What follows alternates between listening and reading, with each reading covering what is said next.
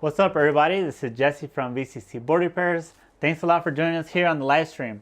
Today we have a video about a Nintendo Switch that came in for a charging port repair after a previous tech attempted to repair it.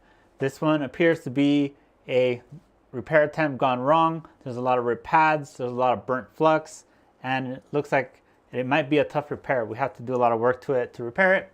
So we're gonna walk through that whole process, how to fix it.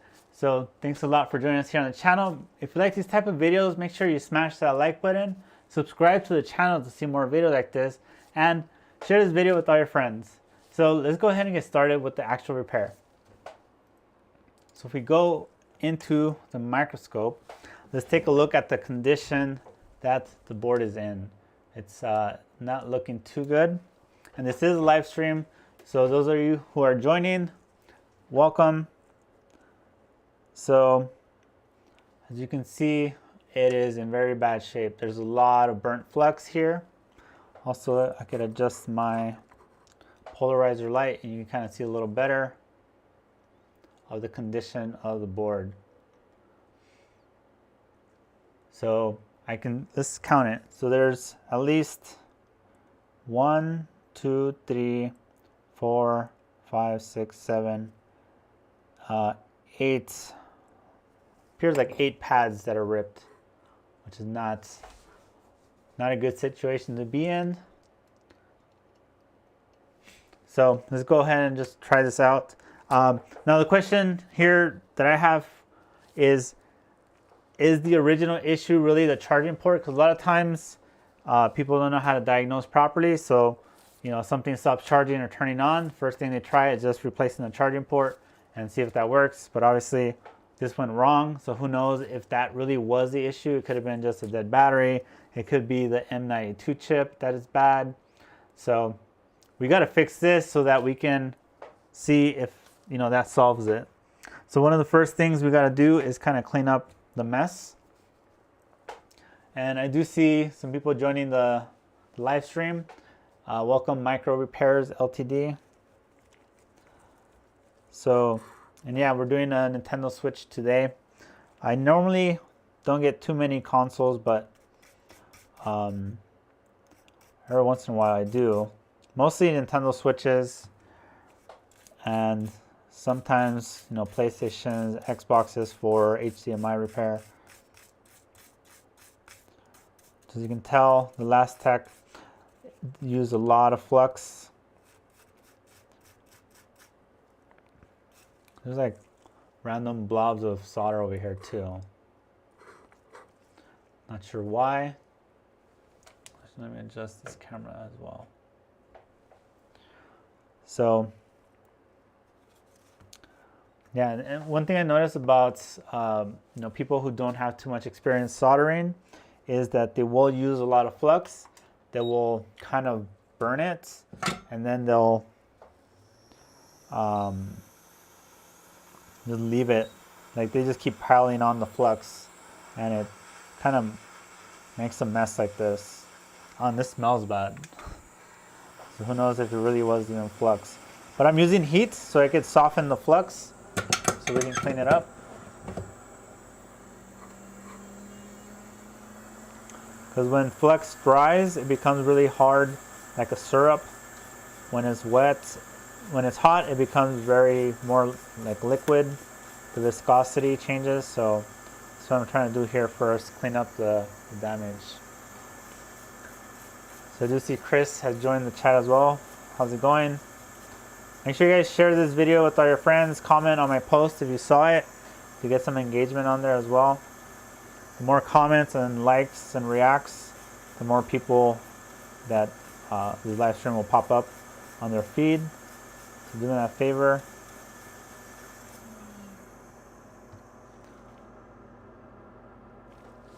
But yeah, this is also Nintendo Switches.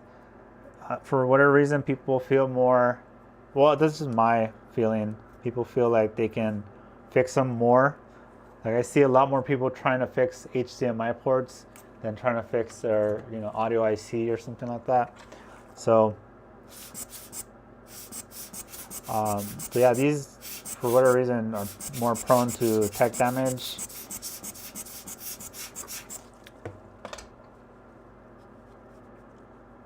Alright, I do see one last chunk of flux there. Let me see if I can fix that.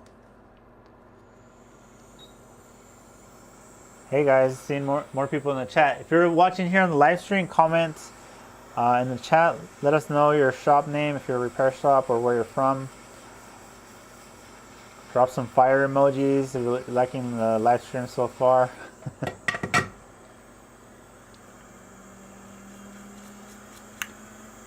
So I'm just using 99% isopropyl alcohol.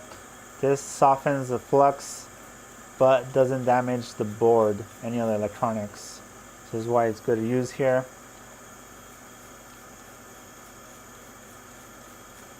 I do want to clean it up as best I can. And hopefully there's no other issues with the board, but we'll see.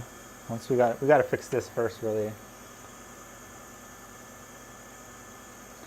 All right, looks like we're almost done cleaning here. By the way, if you ever, if you have a Nintendo Switch that you try to repair and you just made it worse, and then you want to send it to me to fix, there is an extra fee for that. So it's not like, you know, if you want to try it yourself, that's fine, but just be ready to pay extra if you do ruin it like this one. So there you go, look at that. All the pads. I think I might have broken one just trying to clean it, but that's fine. I could fix it pretty easy. That just means one more jumper you guys will have to watch me. Yeah, it looks, see if I can rotate it.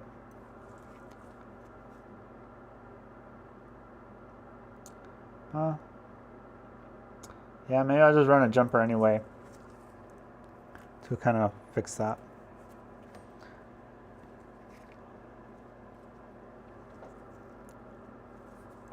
Alright guys, so almost done cleaning here. I always like to work on a clean surface, otherwise it's difficult to solder, especially when there's all this burnt flux. Now that I cleaned it, it doesn't look too bad. It does look really bad with all that burnt flux.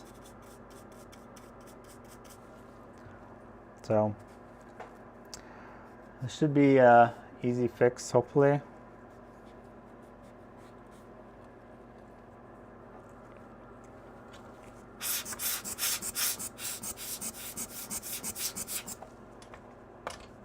Let's see, we have 9 viewers so far, 2 likes. Do me a favor, guys, if you're watching here on the live stream, hit that like button. It costs you nothing, but it really helps out the channel, so do me that favor. All right, so let's see, what do we have to fix. So there's this pad here. This one's weak, so probably have to jump that. This one too. This one as well. Well, don't really have to fix it. Probably just the UV mask. So towards the end, we're gonna use UV mask to hold everything down. This one's also pretty much gone. There's 2 here, and then 2 here, and then this one's kind of barely hanging on by a thread. Well, just like a little pieces there. So I'm not sure if it'll be making contact. So let's do this. Let me clean off the rest of the flux. I'm gonna use my, let me see, what's the best way to hold this? You know what, let me grab my other holder. Where did I put it? Let me use the tool and Mijing board holder. It actually has the best kind of layout for Nintendo Switches. Haven't used this in a while, so it's a little full of dog hair. Okay, so what we're gonna do is I'm going to clear out the solder on the anchor holes because I do want to get that out of the way. Sweet, 8 likes so far. Thanks, guys. Okay. I'm going to add some of my own solder. So who knows what kind of solder they use. The goal is to add solder to lower the melting point. So I'm using 138 Celsius solder, and then it'll be easier to suck up through my wick.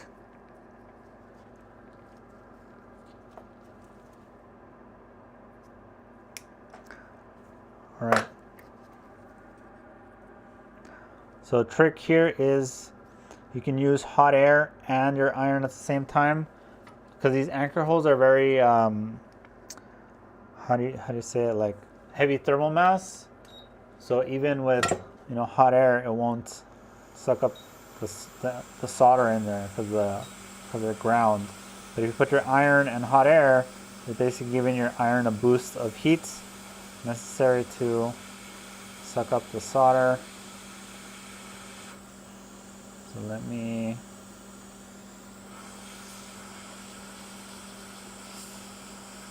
try to get as much solder picked up. All right, let me add some more flux.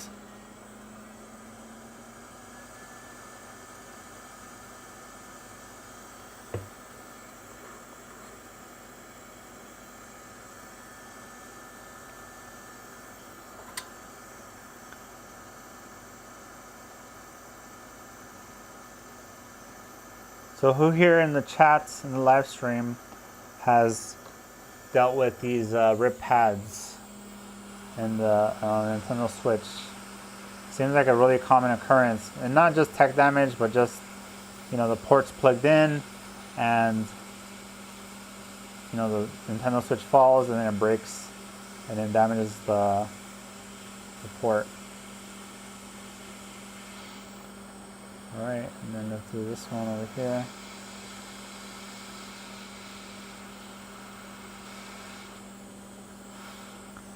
All right, it should be good.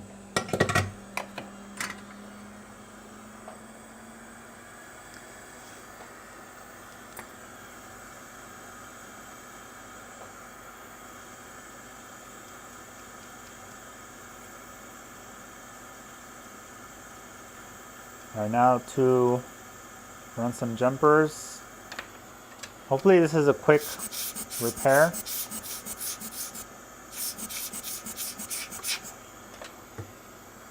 So what I'm going to do first is actually check. So I have a polarizer light on my microscope, so when I rotate the polarizer, I could kind of turn off the glare. So I'm going to use my multimeter in diode mode, red probe on ground, and I'm going to probe this pad right here.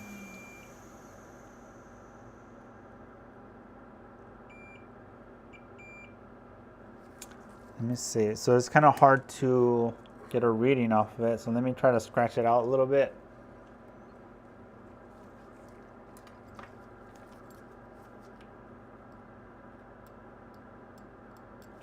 If you put alcohol and use a polarizer light, you kind of see a little better. I'm using a blade here to kind of scratch out. This is called a via. Basically, it is a trace that goes within the layers of the board. I don't know if this is ground or not.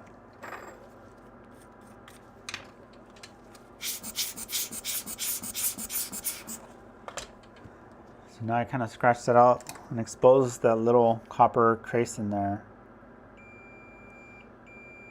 Okay, this appears to be ground. So it might not be a big deal if I don't jump it.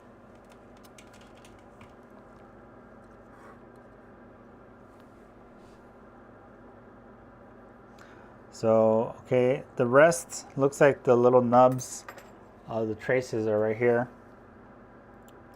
2, 3, 4. This one appears to be ground as well.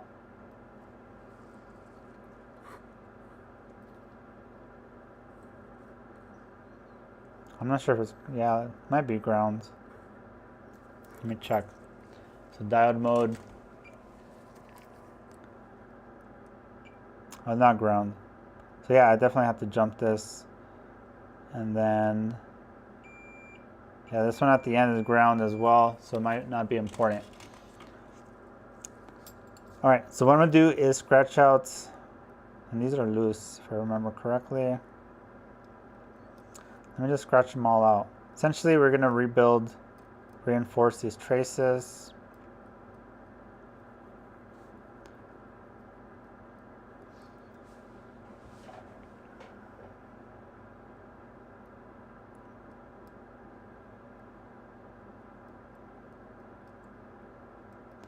This is gonna be the boring part.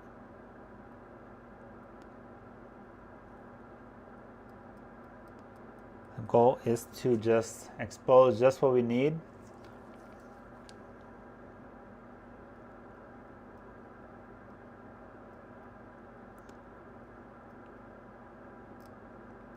This one, I'll just have to UV mask it down. All right, so this one's gonna be a little tricky because it's just a tiny little nub left over. And this is what we got to jump to. So you got to make sure you expose it without damaging it and losing it. Because if you lose this, then you lose the whole line. And I'm not sure where that line goes, so I won't be able to jump it.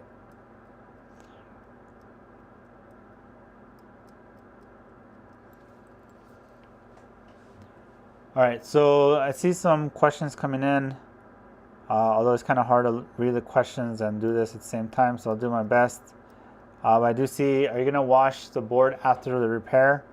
I don't know what you mean by wash, but I will kind of clean up the area. This one's kind of weak too. You know, let's just jump it anyway.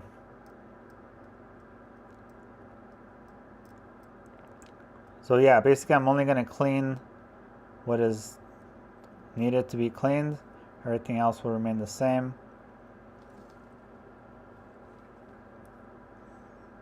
There's this one. And this one.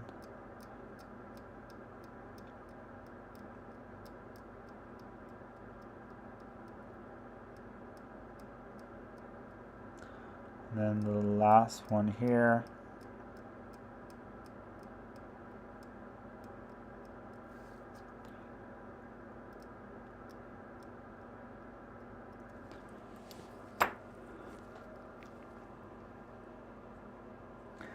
Yeah, so if you go too deep with the scratching, then it could be, you have to now, you basically destroyed the spot you're gonna solder to. So now you have to find somewhere else to solder to reconnect that line.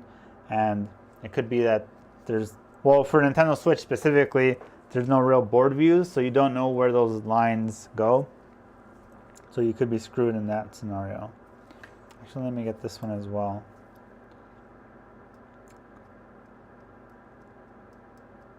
Just for reliability. This one loose as well.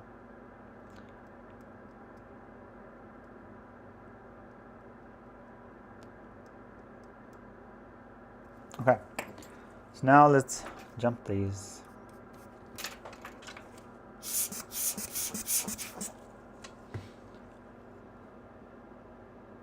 All right, I'm just gonna go down the line for each one.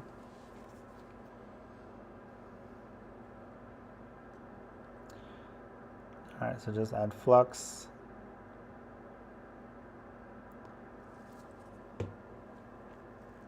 I'm gonna use 183 Celsius solder and essentially tin these pads that I scraped out. I'm using my micro pencil.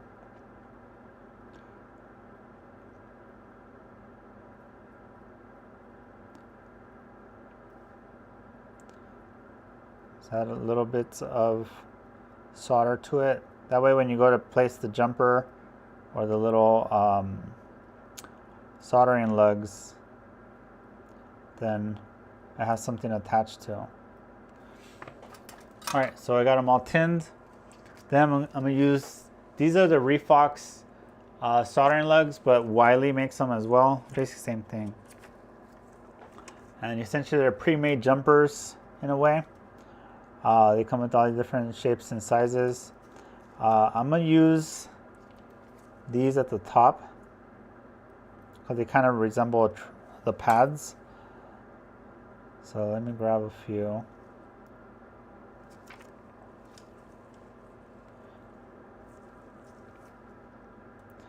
Alright, so here's what I'm going to do. I'm going to, the ones with the little nubs, I'm going to do those first. Alright, let's do this one.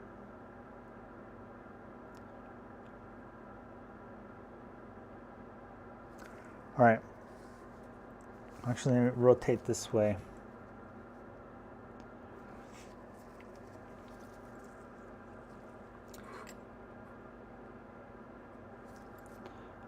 So, kind of feels like I enable night vision when I use the polarizer lights. Alright, so I've basically lined up the, because if I have it like that, it's like really a lot of glare. With the polarizer, no glare, but it's kind of dark. Anyways, I'm gonna line it, oops, moved. I'm going to basically place the pad so it kind of fills in the space that was originally there. Alright, and then grab my micro pencil and hit that solder joint, and it's on. So that's tricky, but soldered on, then push down at the end with your blade and kind of wiggle off the little tail. Then I can use a little extra piece of solder, little extra straight piece of solder lug to kind of reinforce these other like weak ones. Since it already has a pad, it's just like a little, I don't know, kind of like rebar, so to speak. It's just a reinforcement wire. Let me adjust this a little bit. So you gotta be real steady with your hands with this type of work. Alright, so I'm gonna tin my iron just because it looks like my iron doesn't have any solder on it. So I've added some solder to my iron.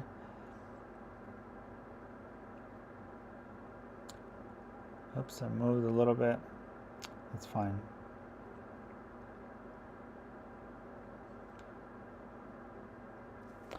Alright, I think that's soldered on.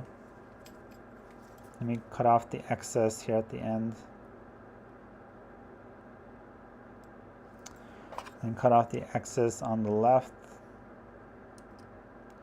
And use that remaining piece as more reinforcement. See, what are you guys saying? Alright, cool. If you guys have any questions, drop them in the chat. I'll try to respond if I see the question.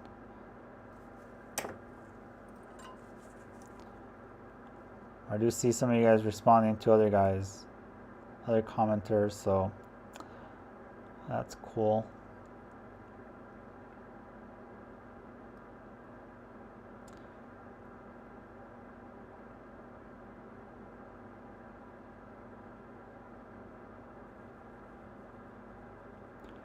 Alright, so I got the right side soldered on. Let me get some on the left side. And this should be good. You know what? I'm not going for pretty, I'm going for functional. Alright, let me grab one of these other. Although I am on a live stream, so probably should go for good looking jumpers, but. Alright, let me scoot up a little bit.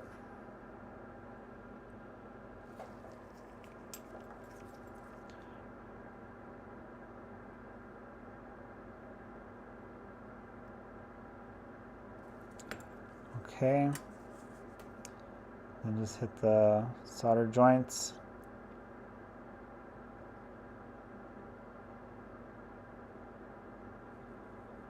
I want the solder to flow from underneath to the top of the solder lug. That way it makes a solid solder joint. Because right now it's still kind of sitting on top. This tweezer got dirty too. And that's a little better. Let's go with that. Then cut off the excess on the left side. Oops.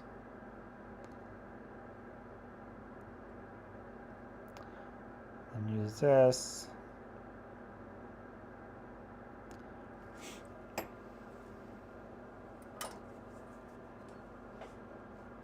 All right, so there's a question. Once you prep this repair and you're ready to attach the new port, how can you make sure the port sticks to this and all the pads are soldered correctly? Yeah, I mean, there's no real way other than just make sure you have, well, I'll go through that process when I get there. But essentially, you just line up the ports. Oops.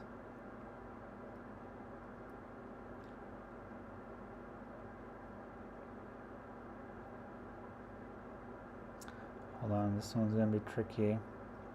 It's an angled, slightly angled jumper here, so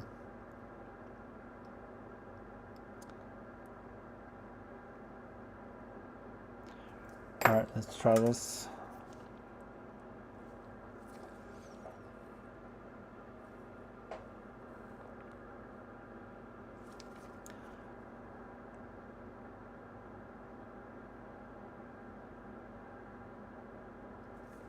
All right. Okay. All right, that looks soldered on.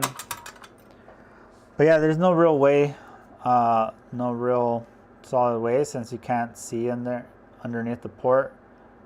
So you just, basically prep all the pads on both the board side and the port side, and hope for the best.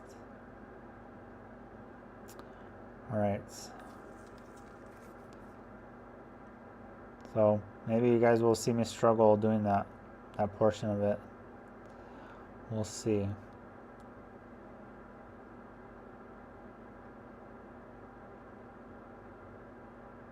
But usually it's pretty forgiving as far as placement, if you do it, the right way. All right, that little solder joint here is sticking up too high, and it's hard to lay the jumper flat, so I've had to flatten it out right now with my iron.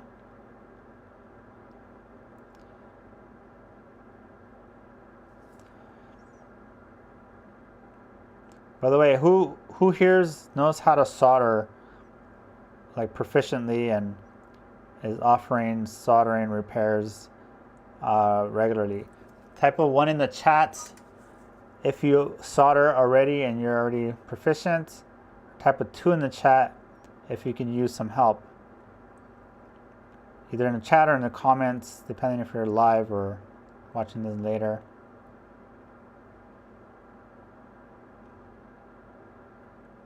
So 1 if you already know how to solder. 2 if you still struggle and wanting to learn how to get better. I want to get an idea of the ratio of techs here. Or type of 3 if you don't do any repairs at all. I don't think I have any subscribers that are not repair techs, but who knows.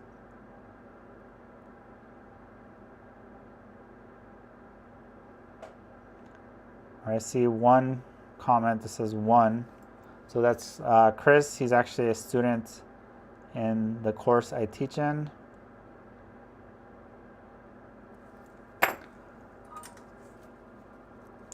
So Chris, what was your experience in the program and the course I'm the lead solder coach in? What would you tell the other people here, if you don't mind? Was it helpful?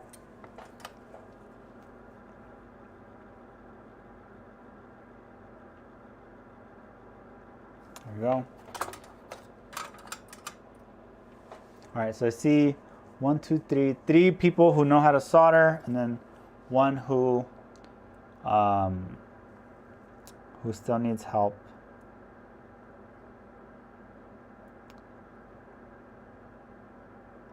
Let me get rid of these jumpers that I don't need right now.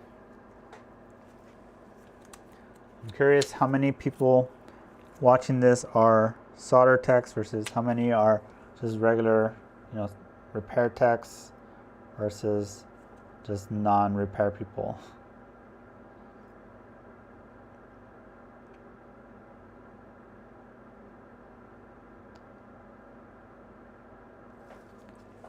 $1.5.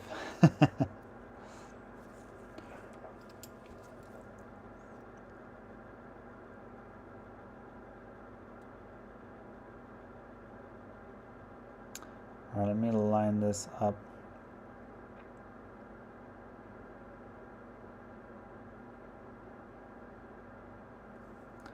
This one's gonna be a little hard because the little crap.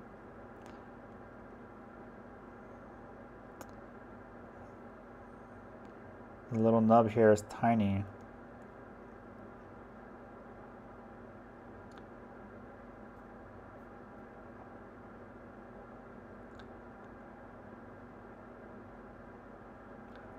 All right, I think I got it.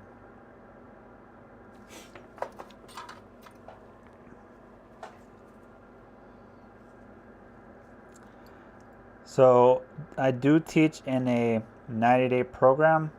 It is a microsoldering course where we teach microsoldering, diagnostics, troubleshooting, and also workflow, how to not only do the repairs, but actually implement it properly into your repair shop so that you're actually profiting off these repairs and not just always spinning your wheels and not we want you guys to make your ROI back, your return on investment. It's a 90-day program. It's all online, so anyone in the world can join, as long as you can wake up or be awake at like 8 a.m. Pacific time. We actually had a lot of students from Europe, from Australia, and of course the US.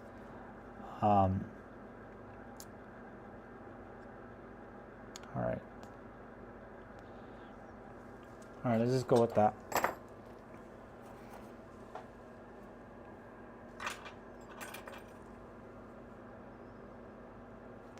That's great news. So Chris said that basically the course was helpful with everything, the troubleshooting techniques and how to find shorts. The main takeaway was the course that I went.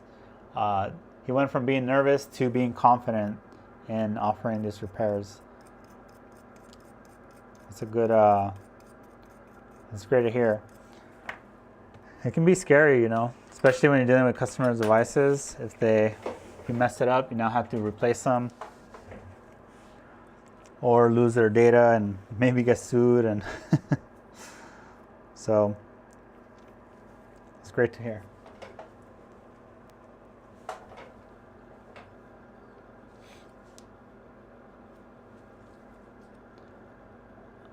So the question is, what happened to the nub is totally missing? You would have to know where else that connection is. And with Nintendo Switches, there's not much information available, so you might be screwed. So I don't know.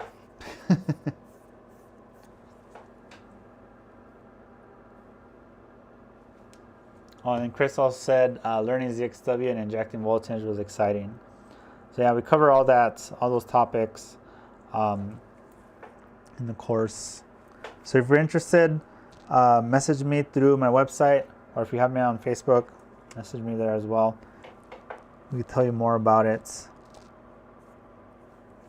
All right, I need a jumper now, like a classic, just jumper wire, which I had one and it disappeared. They always seem to disappear when you need them most. All right, let me get another piece.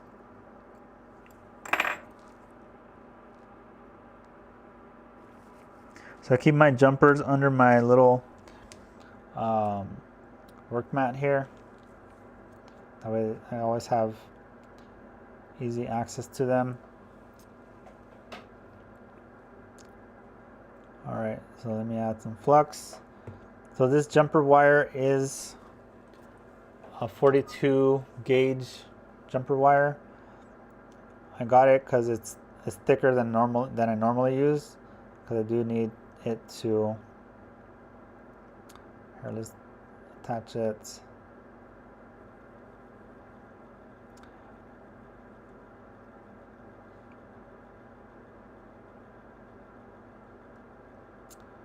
Crap.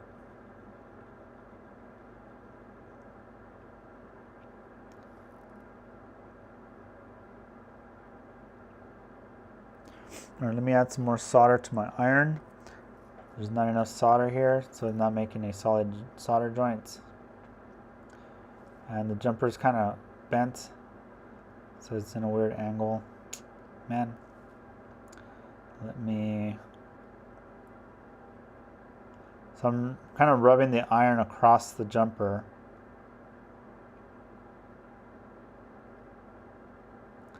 All right, I think that I got it.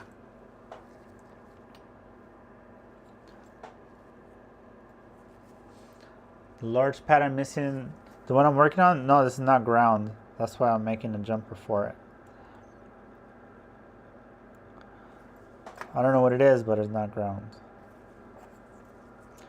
Okay, so this one's kind of, this is going to be weird because I have to kind of follow the shape of this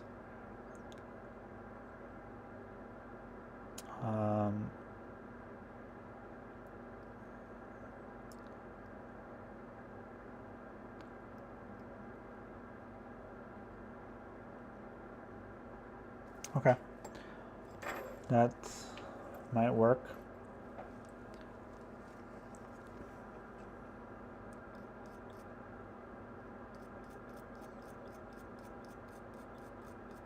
So you can see I'm brushing just in one direction, basically so that I don't pull up the jumpers that I just placed.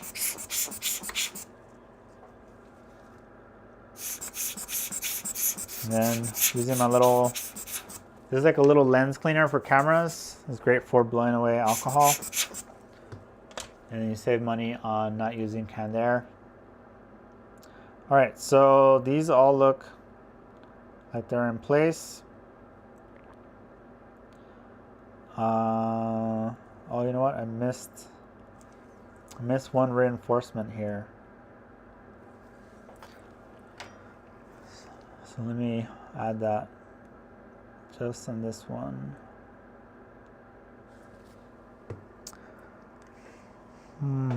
Let me see. I just need any jumper wire to kind of just reinforce it. So I'll use this wire here.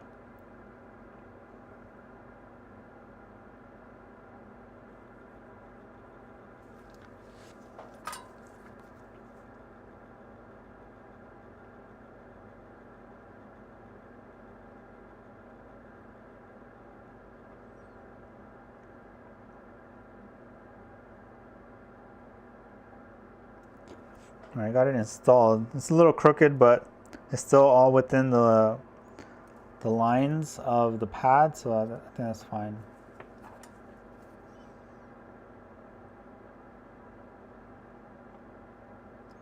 All right, that looks like solid solder joints. So let me clean again, double check.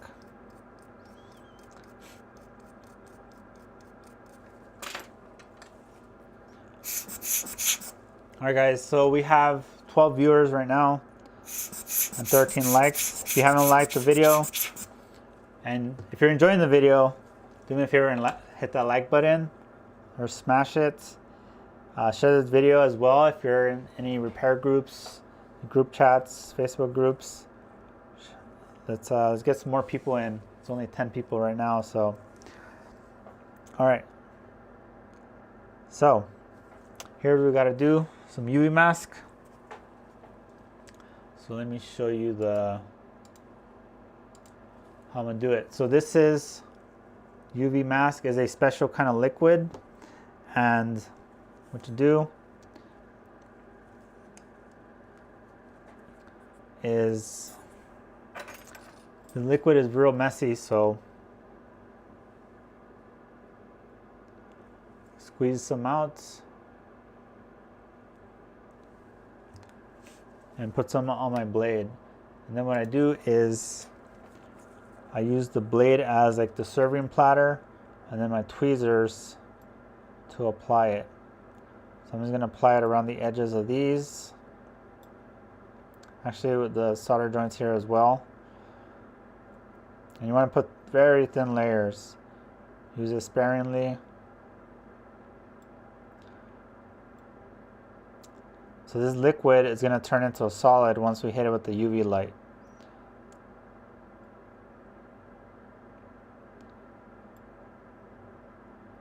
So just apply it to the surrounding areas. And like I said, it does turn into a solid, so you got to make sure you only put thin layers. Otherwise, it will create little mountains and then kind of block the port from sitting flat.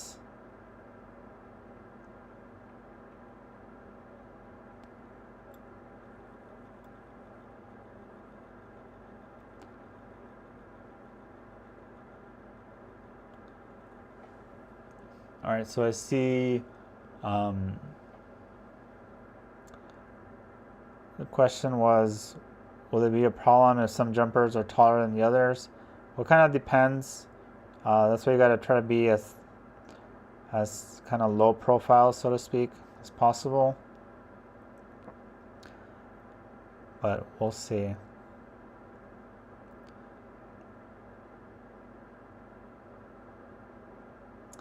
All right, this one, let's go finish the bottom row.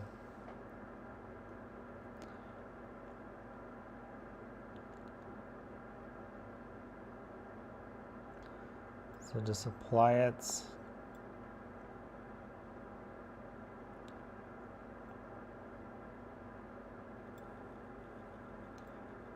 Better to put a bunch of small little dabs of UV mask. Do it 100 times and do one big blob, and now you have a giant mess of UV everywhere. For some reason, it seems like a lot of people who are new to kind of soldering and doing this, they always like overuse the UV liquid. So make sure you be real thin layers, as thin layers as you can, while still coating the area you're working on. All right, so this, let's do this one here. If you ever get too much, just spread it like to other directions, and then you'll be fine.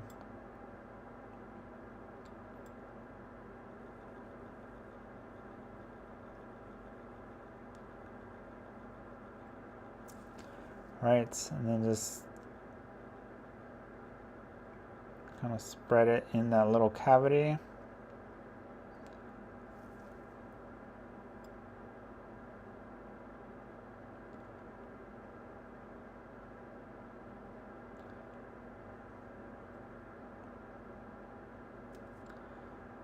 Okay, this looks a little too high, so let me spread it out flat. You can also just always just use a Q-tip to kind of absorb too much, but I never do that. I just kind of spread it outwards. Okay, so how long have we been streaming for? 44 minutes. Wow, that went by faster than I expected. All right, next I'm going to use, so normally I have a UV pen to do the UV mask, but it's like very, concentrated in one spot. So what I'm going to do first is just push this one flat because it kind of stands up. And also don't look at UV light directly, it's bad for your eyes. So I'm going to push down, and I'm actually going to look at this through the camera. So I'm going to push down and hit it with the UV laser. Okay, so there, it's flat. And then I'm going to use my other light. This is a giant lamp. It's USB powered. So let me plug this in. And then this is a giant light. And then you can just rest it on the board, give it a few seconds. So while that's happening, let me put this away. And let's see. J7 said, nice work, Jess. Thank you. I do see.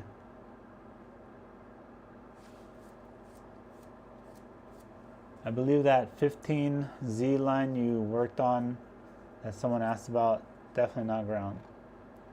Oh, 15-volt line, yeah. Any other questions?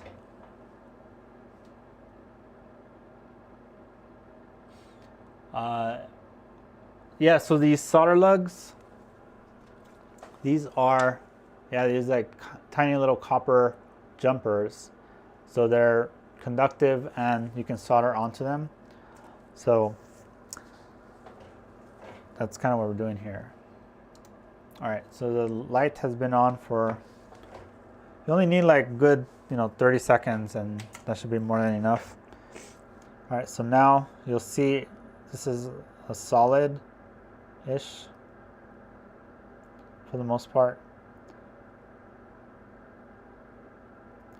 So let's expose just the part we need using our blade,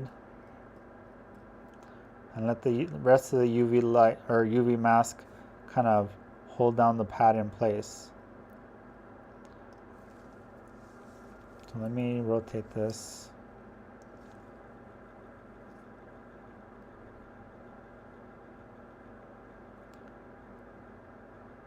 Also, you could shave down the jumper as well if it feels like it's standing up too high.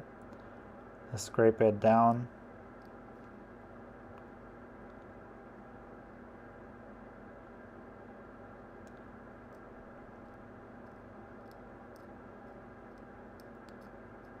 Okay.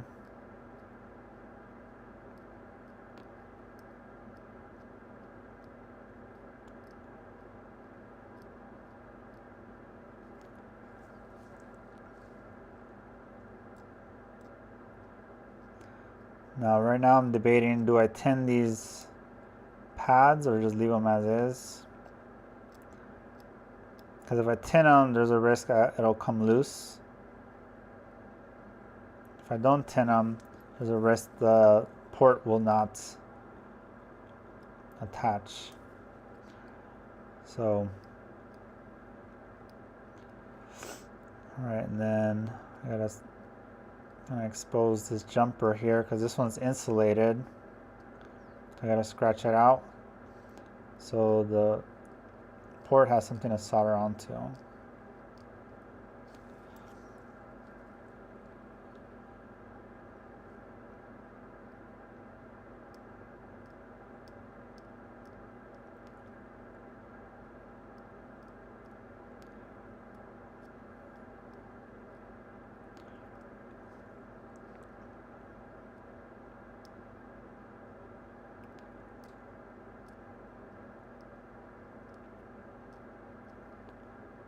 All right.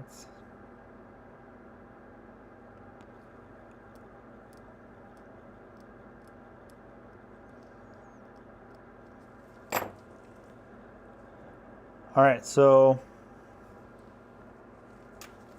let's clean this up.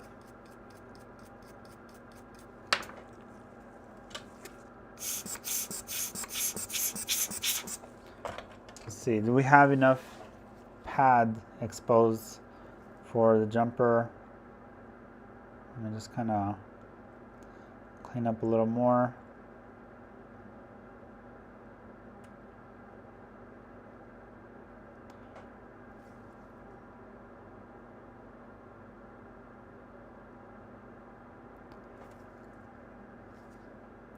So make sure we have enough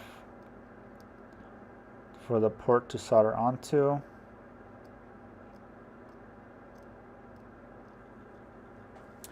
right. Sweet, we have 16 likes. 16 likes and 13 viewers. How can we get some more viewers?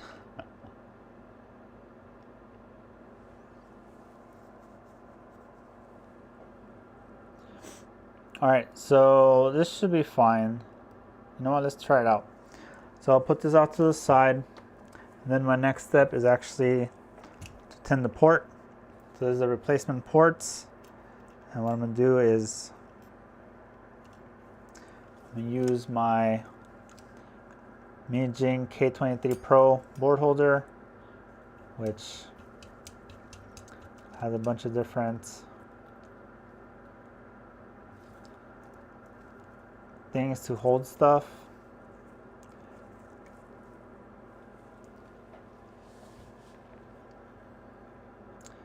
And then I'm gonna prep the port. This makes it so it's a lot easier for the port to solder on. I don't always do this on every port, but for Nintendo Switch, definitely, especially because it has that second row of pads.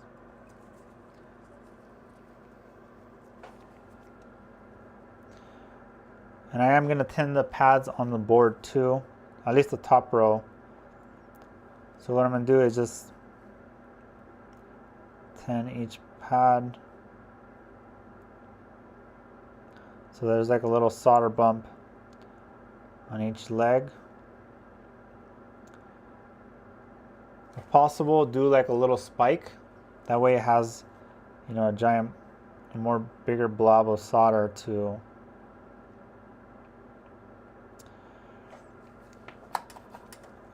spread to the pad and make a solid contact.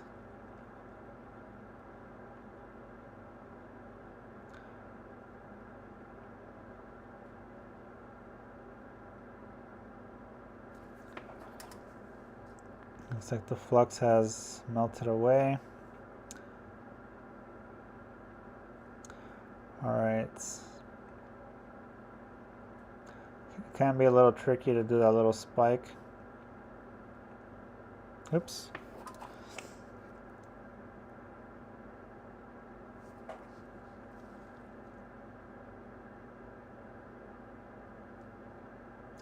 How'd that happen?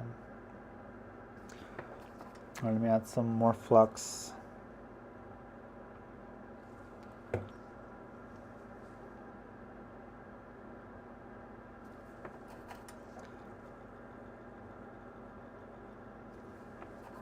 All right, we're back to square one.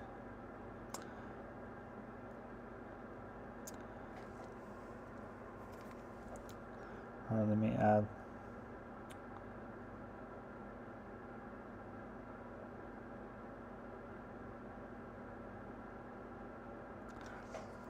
the tricky part is the flux kind of slides down the port. So we're trying to do this.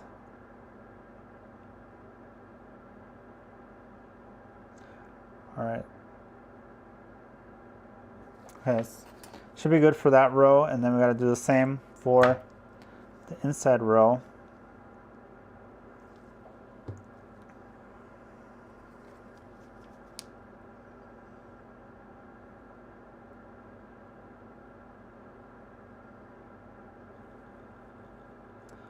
And that this one's coming out a lot better.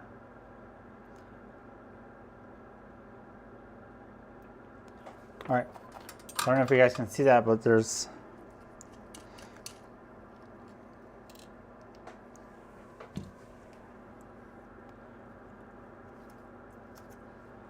like these little spikes on the port.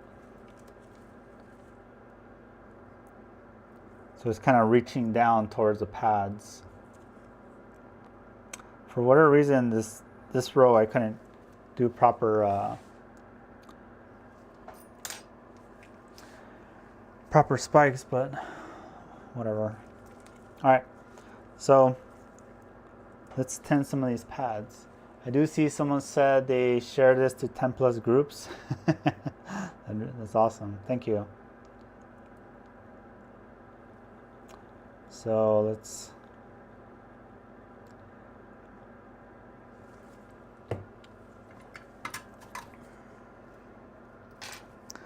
all right, so I'm going to use 183 solder on these pads.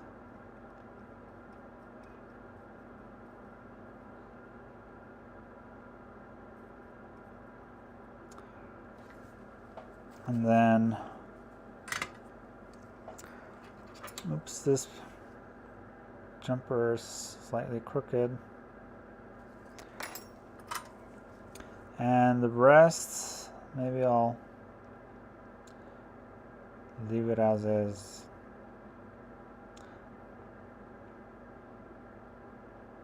No, I'll just tin it real light. Couldn't help myself. So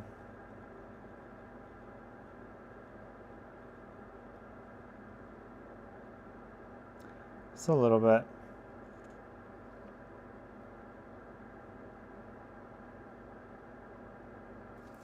All right, let's just try it.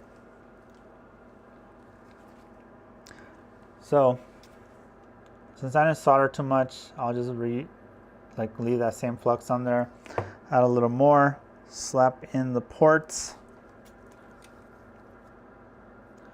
and let's try to solder this thing on. All right, so for my hot air, I'm going to use, let's start with 400 Celsius, 80 air, and see what happens. And essentially, first goal is to solder on just the pins, then I'll do the anchors later.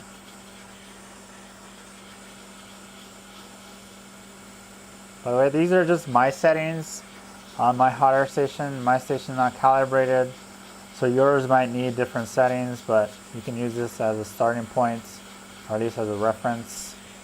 But what I'm going to do is kind of pay attention to the pads that I can see and kind of use that as a reference point.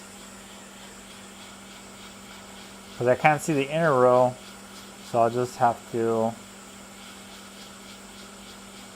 go off of what the outer row looks like. So I can see, I press down, the solder joints are kind of combining.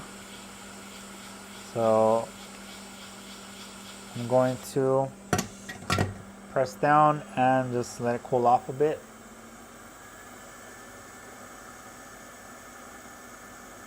So in case the inside row is not making contact, just me pressing down should force that, you know, the pins and the pads kind of reconnect.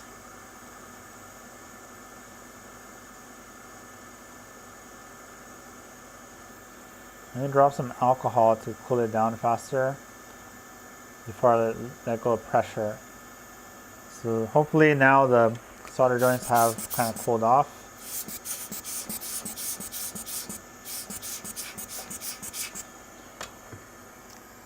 So what we can do is inspect this side, see how this looks.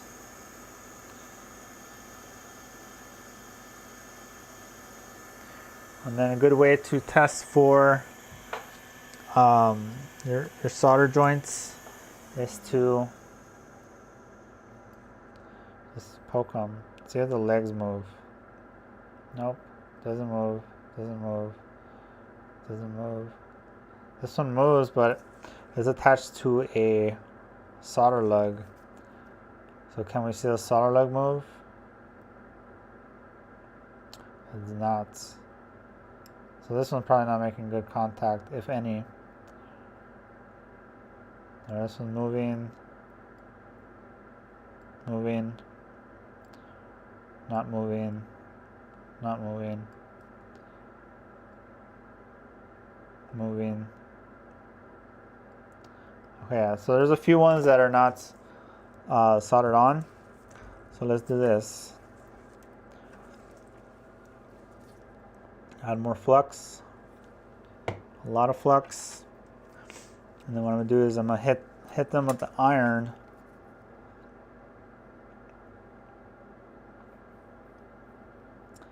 And kind of tin them this way.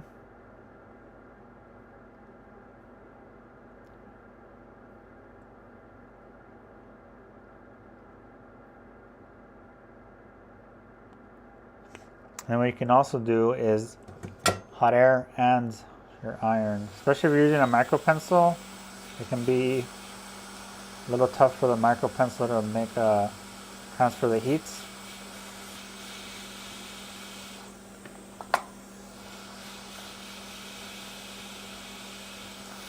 And I press.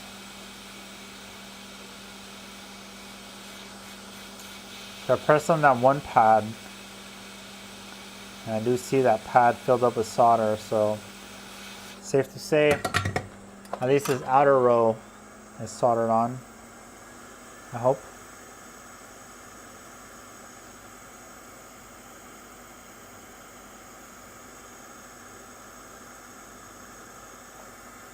So if we poke this one, does it move?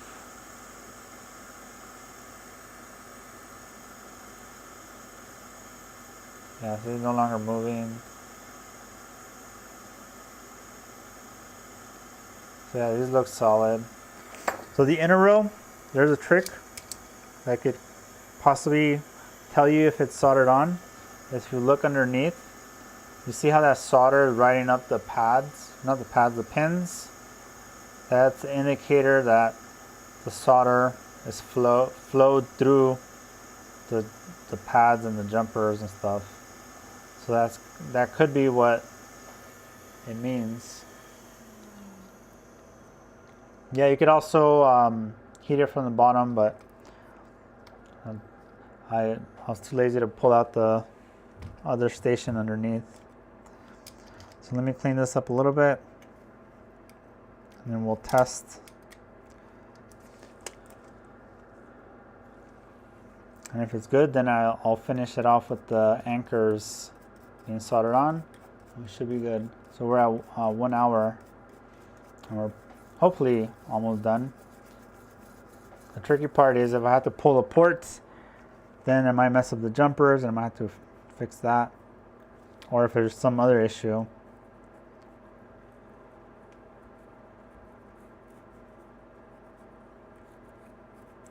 Alright, so I'll kind of clean that up. So if we go over here,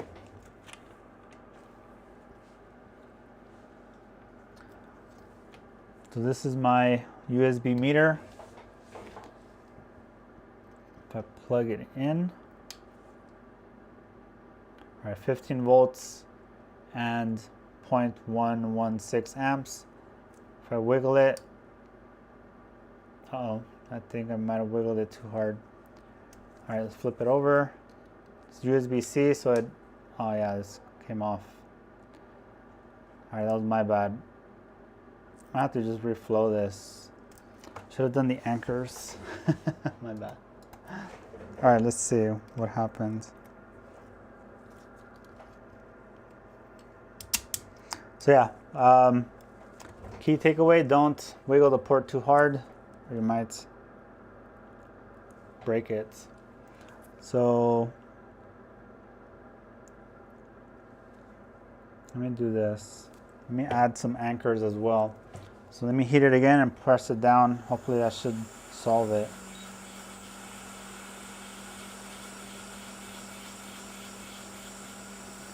I got a little too carried away there.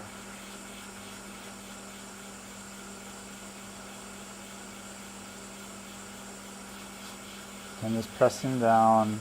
Just gonna reflow it.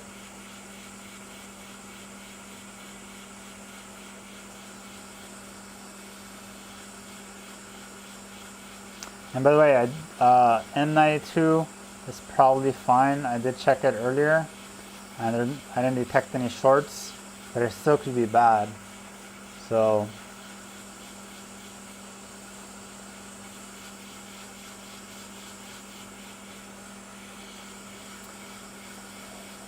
I think this should be good.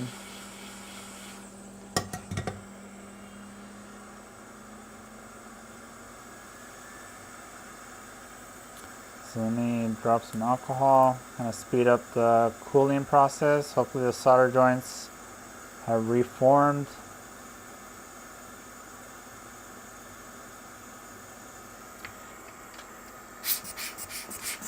If this doesn't work, then I'm gonna have to pull the port and check it again. All right, let me add some anchor solder here so I don't break it again.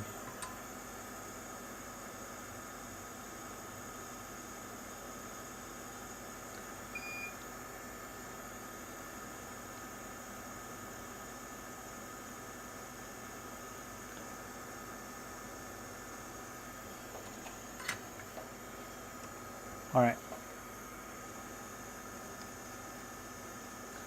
Let me clean it.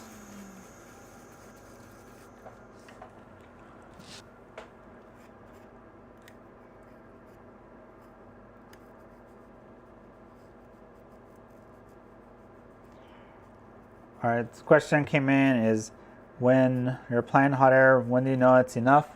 Just use visual cues and just experience. You'll kind of get a feeling for the timing. So no easy way to tell other than just kind of looking at the surrounding components. Whatever you can see, you should be able to see kind of the solder joints melting or still solid or whatever. Okay, so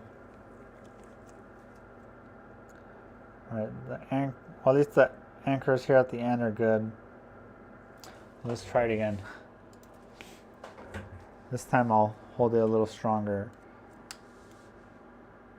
All right, so it's charging in this direction, which was fine earlier. And if we plug it in this, it's not charging. Let me put pressure a little bit.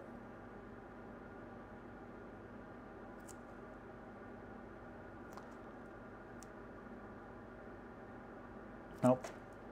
So yeah, there's probably an issue with that inner row. Might have damaged it when I was trying to wiggle it. All right, let's go back and try it again.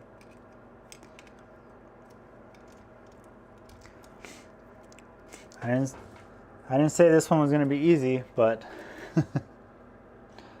let's see.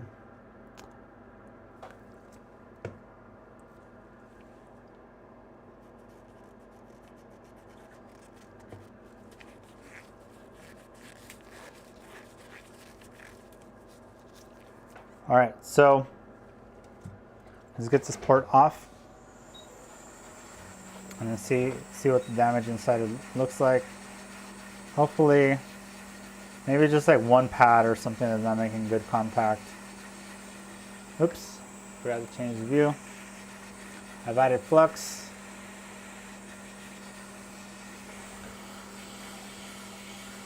So you'll see the anchors will melt here in a second. That usually means everything else is melted because the anchors have higher melting point because of the thermal mass.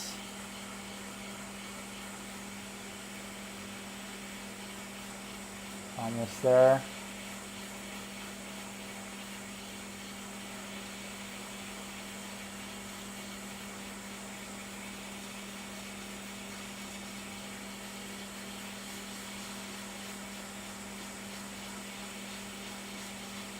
I'm just wiggling the port.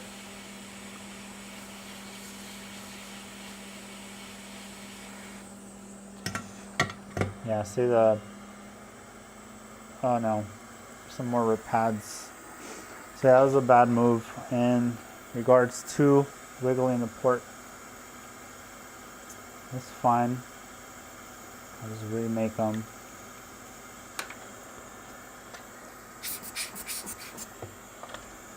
So basically gotta redo a few.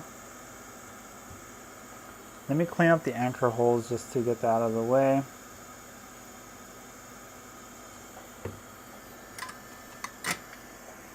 You know, it's a live stream, so anything could happen, of course. If I recorded this, I wouldn't have shown this.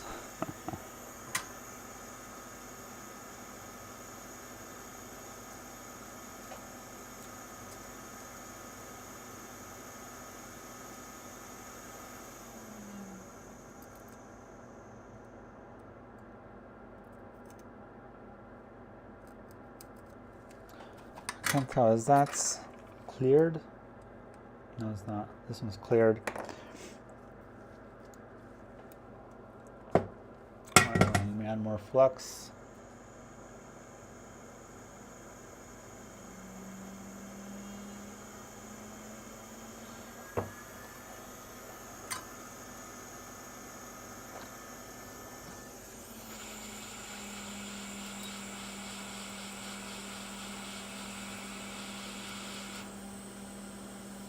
Yeah, so that's good.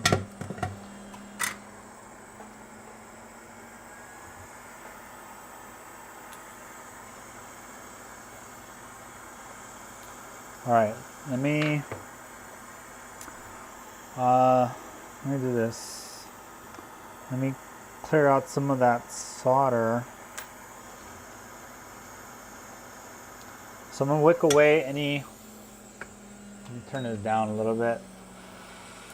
The existing solder that's here, so that it's all even. So I'm using hot air and the wick.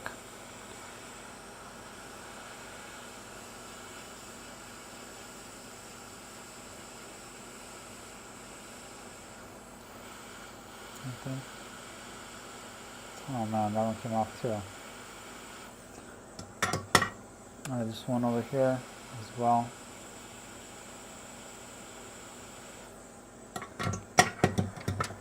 Okay, let's try this again.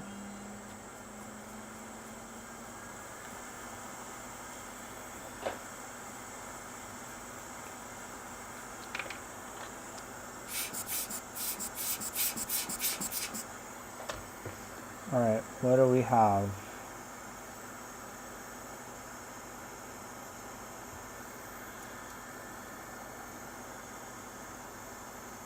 Alright, so this one,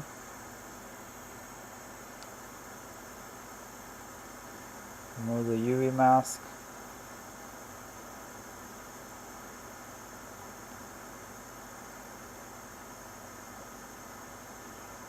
That one's good. This one here.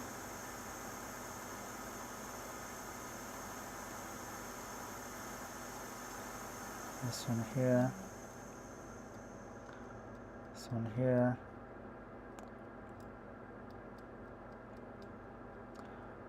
This one. So basically all the loose pads broke off after all.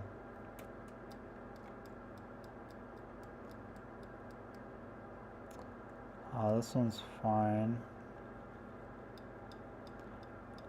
This one's a little loose. Maybe it'll just attach as is. This one's a via. So just kind of scrape it out. This one right here. Oops, out of focus a little bit.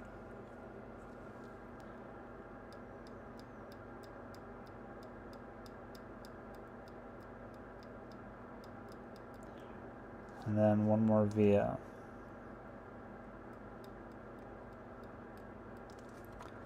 Let's see.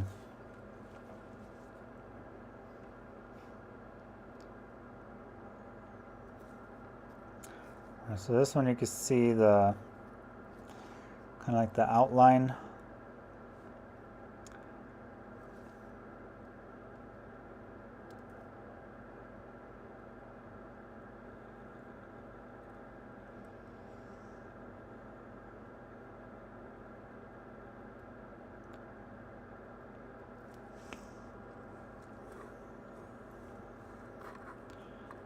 Let me fix this one over here. Kind of scratch out a little more.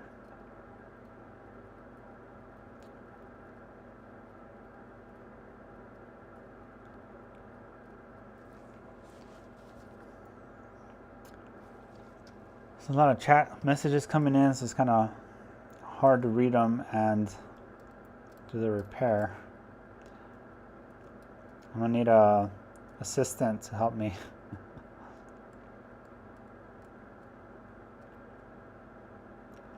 All right, let me scratch out.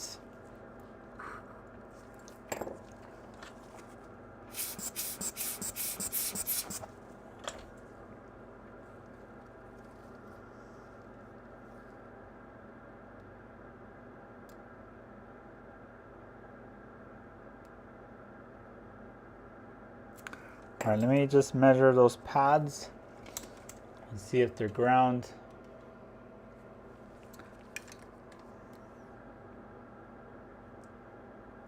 OL, not ground.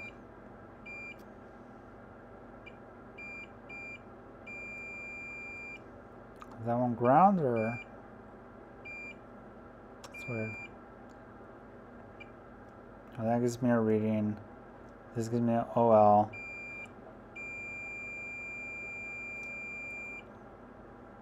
Is there ground in there? I don't know. It looks like ground.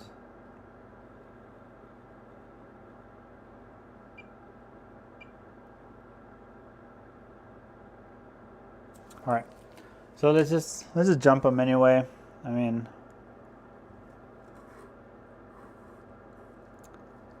not much else I could do here. All right, so just add flux.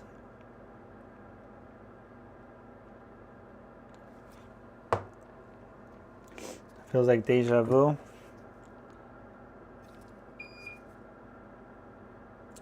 Let's see, this one has some solder there. This one. Then we have this one here, this one here, this one here.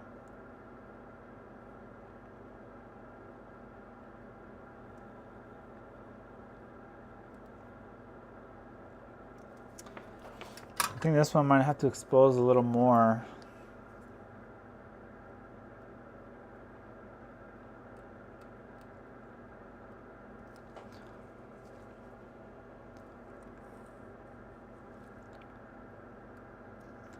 Let me see if I could dig out a little more.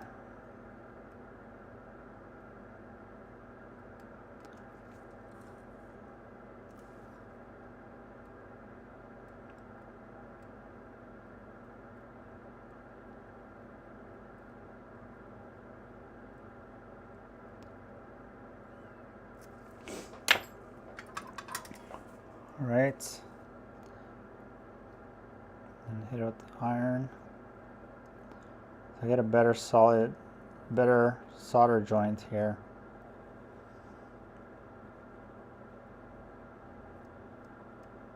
Uh-oh, the other pad came off. This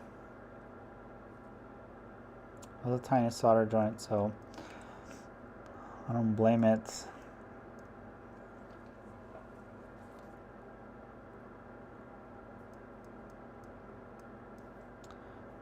Solder joint is not that solid, but all right, let's just try it. Let's clean up this mess.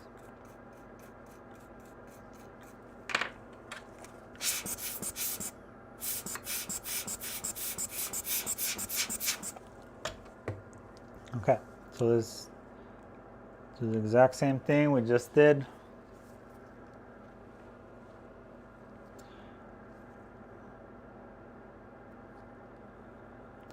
I do see someone said, yeah, those pins are ground on the ends.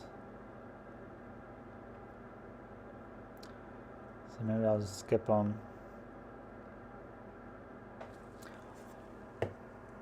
All right, I'm gonna run out of solder lugs by the end of the video.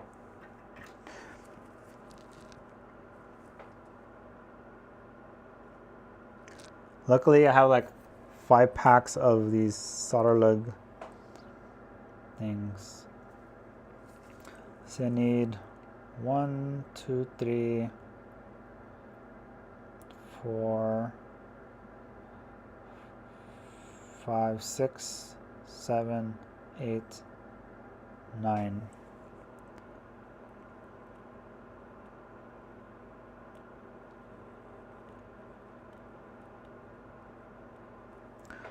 Hope this is enough.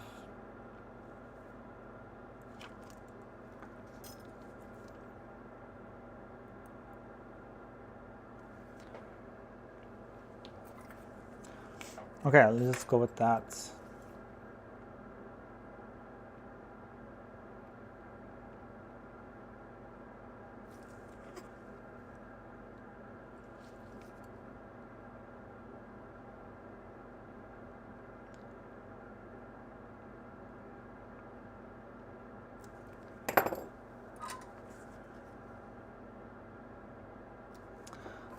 Iron tip was dirty. There's like some residue on the iron. You know what? I'm gonna tin the thing while I'm at it. Since I'm already here, I'm just gonna tin it. Put my jumper wire, my solder wire here nearby. Alright. Should be good.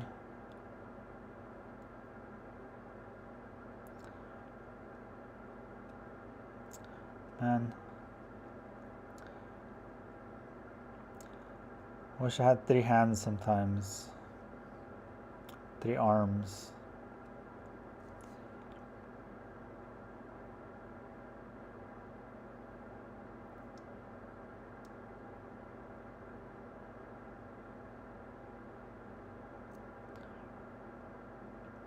Okay, that one's there.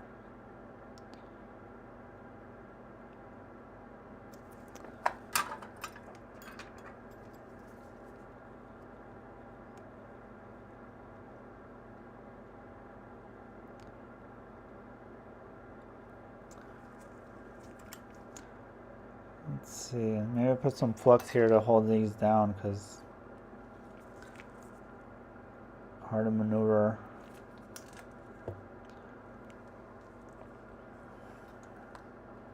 Oops, dropped my wire.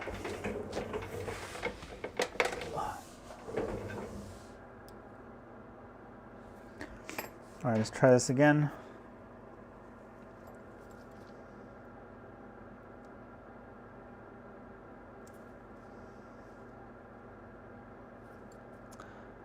Let me cut these off.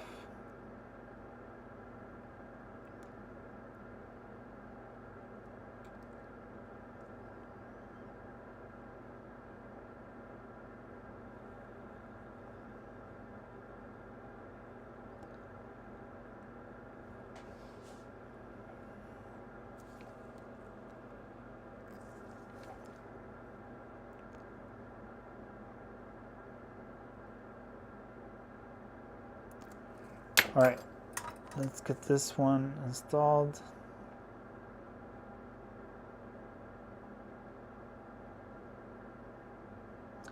Try to tin this one.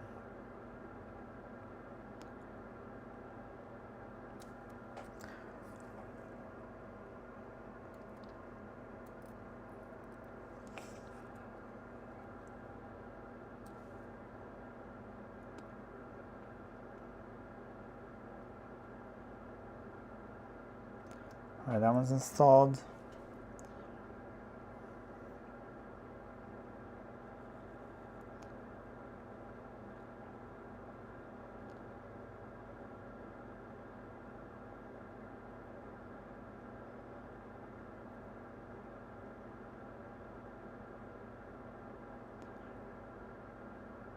This one's installed.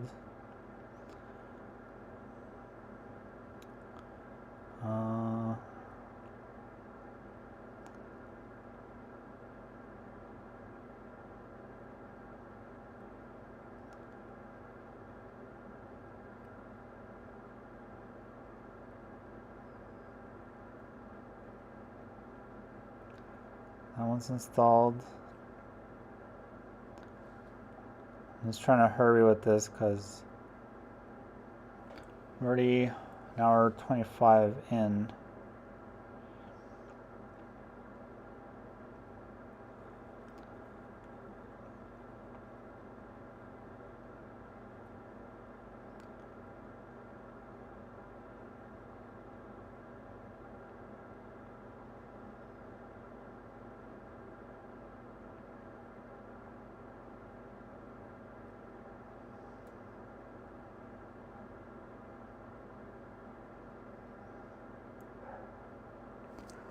Okay, so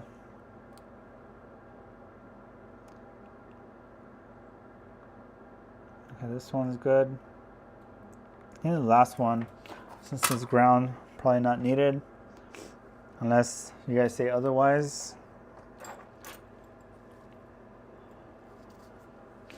Let's see.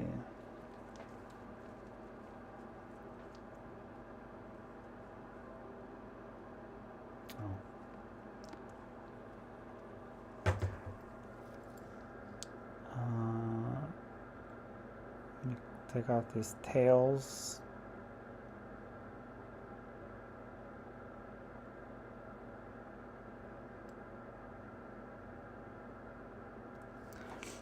Okay, so I have a few more to do, but getting there.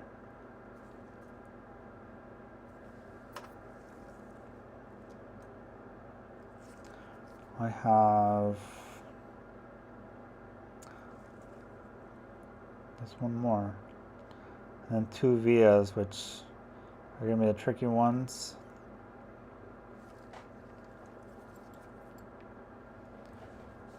$18 viewers, 18 likes. It's a good ratio.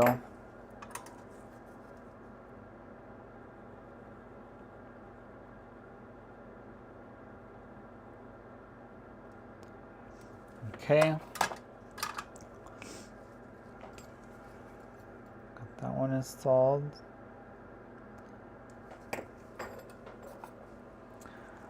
So let's get 2 more.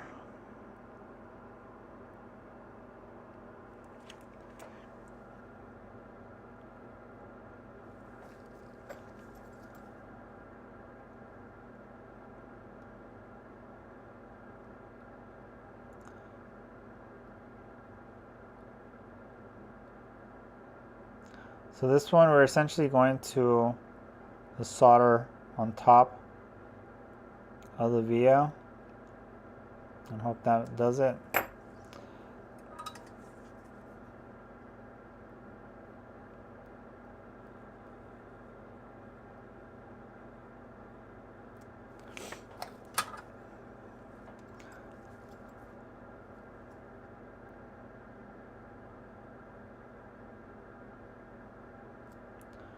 Okay, and then same for the other one.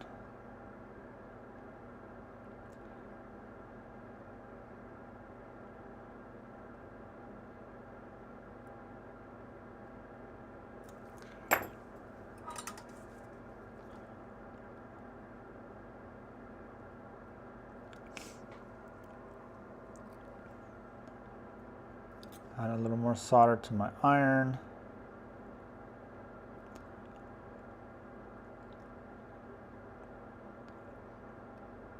Okay, that's on there. Oh, all right, let's see. Let's clean. Oops, let me cut off this tail here.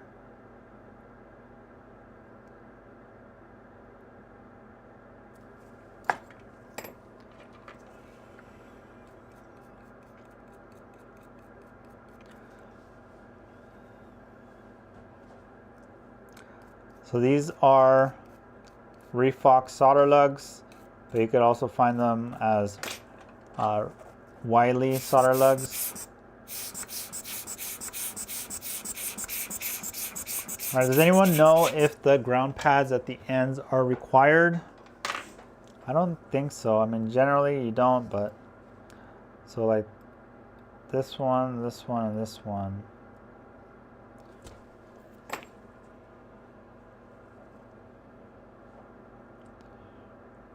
Alright, so basically got a UV mask again.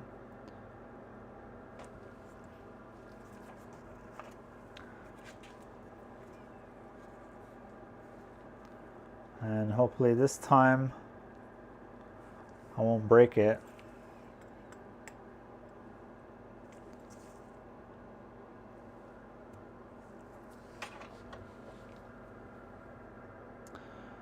All right, so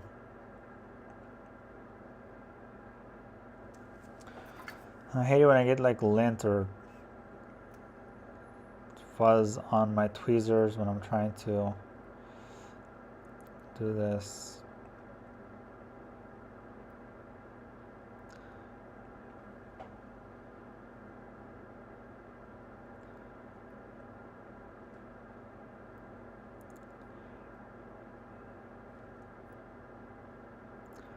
Oops, a little too much UV.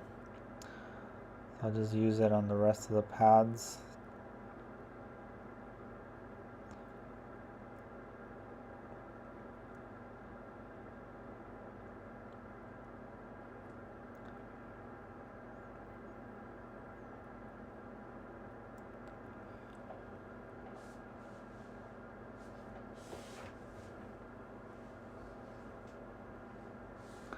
I would try at least two.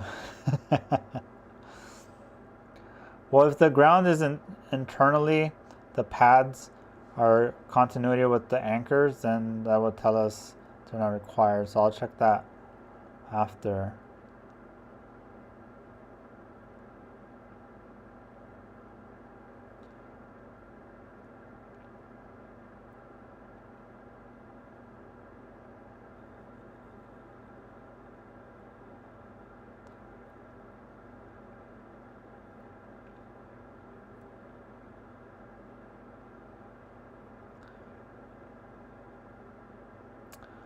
Oh, this pad here is loose.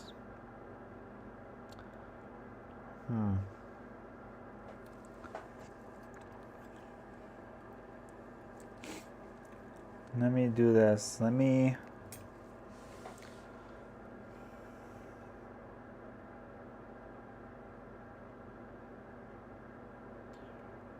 UV this stuff.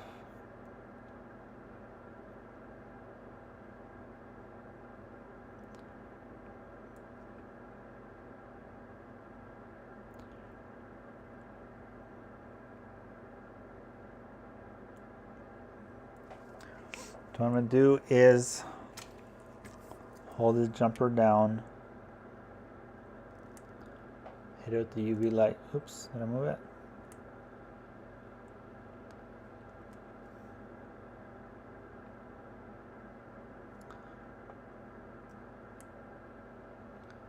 I'll look away. Which ones are loose?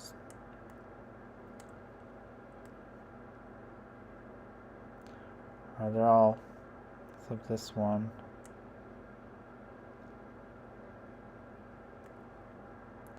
This one's kind of loose, I have to re-solder that.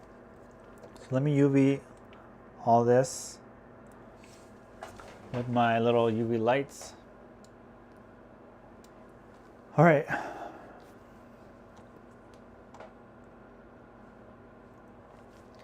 I do see a lot of chat messages came in, but kind of hard to read all this. All right. Oh, sweet. It's 22 likes. Thanks everyone who's liked the video so far.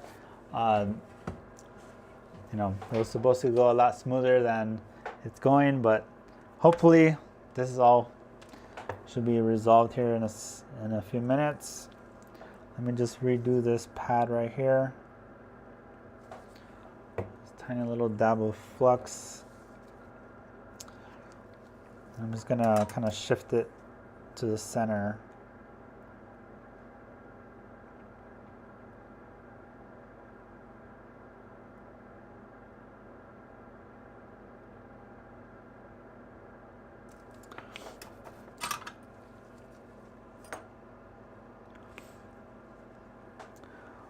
So yeah, some pads came in already ripped, and some happened during this video.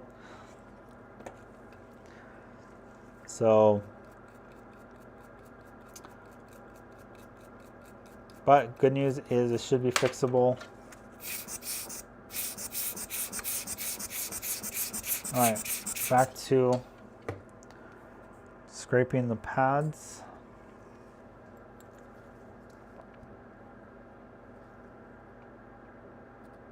Oh, you know what? I need a UV mask for that one too. Before I forget.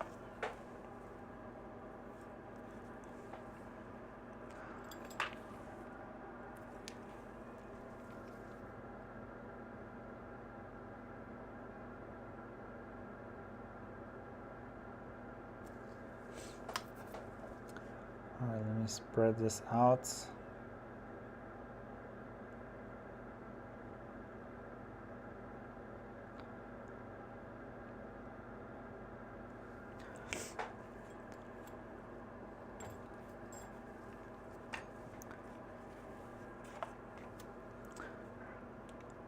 All right, hands-free UV curing.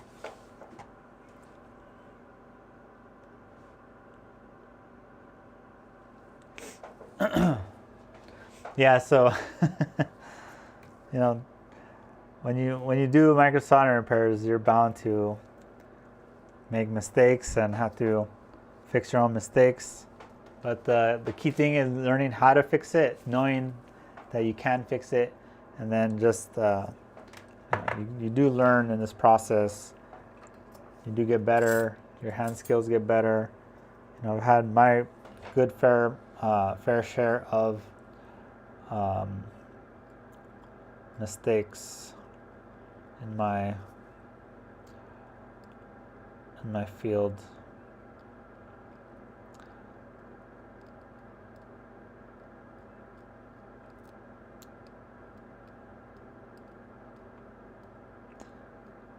If you haven't made mistakes when you're soldering, then you haven't soldered long enough, because it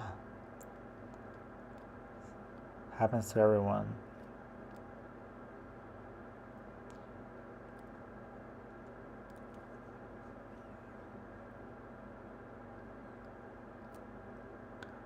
Alright, so I'm just scratching out the UV mask to expose just the part that needs to be soldered on.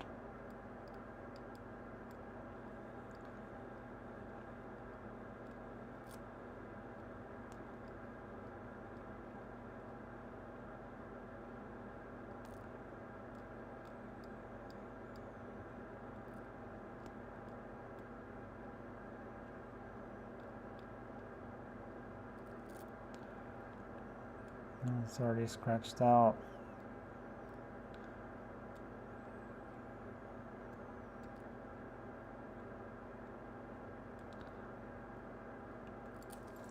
Okay, let me clean this up a little more.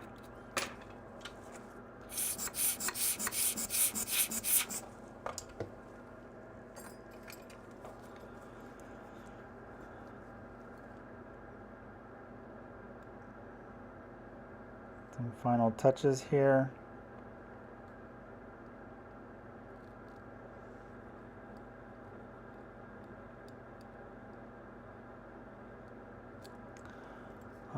This should be good, I would say.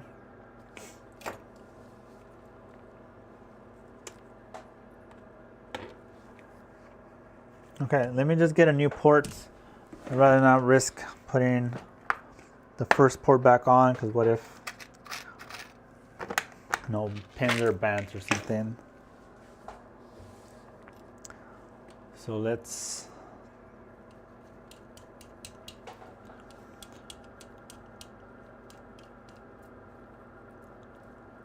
all right, so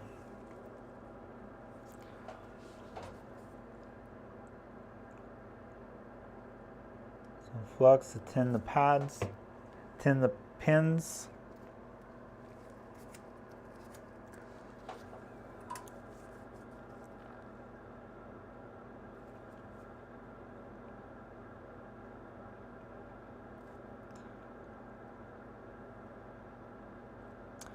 Why isn't this soldering?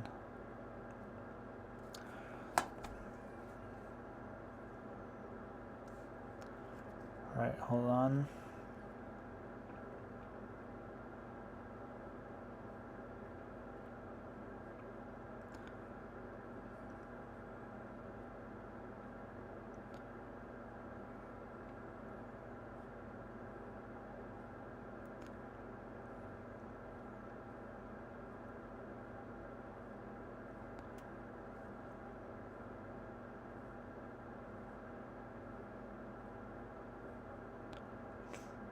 That should be good.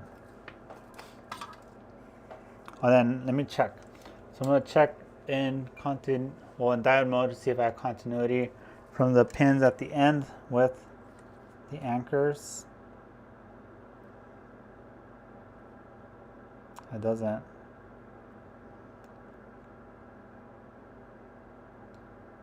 Do any of these have?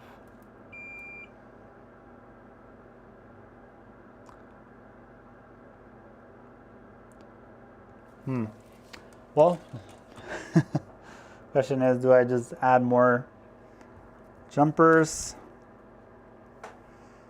or do I risk it? Perhaps I should just add one more. Let me just add this one more here at the end. I don't feel like pulling out the port one more time. It's either this one solves it, or I delete the live stream. Just kidding, I won't delete it.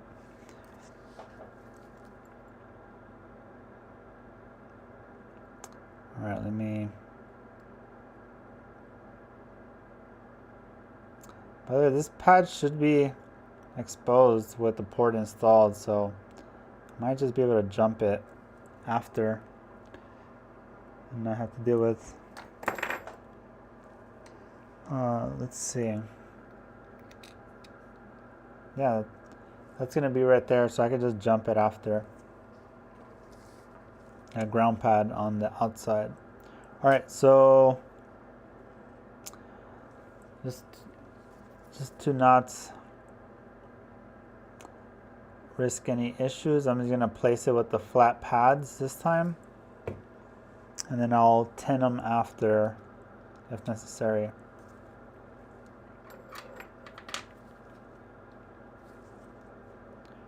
All right, let's try this again. Oh wait, let me put the camera to air station. It's gonna be at 400 Celsius, 80 air. Like I mentioned before, this is just the temperatures I use.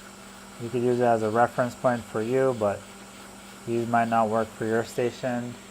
My station is not calibrated, and yours is probably not, so my 400 might be different than your 400. So what I like to do here is hit the pins directly, and then hit the port from the top. That way the heat transfers through the port down to that inner row.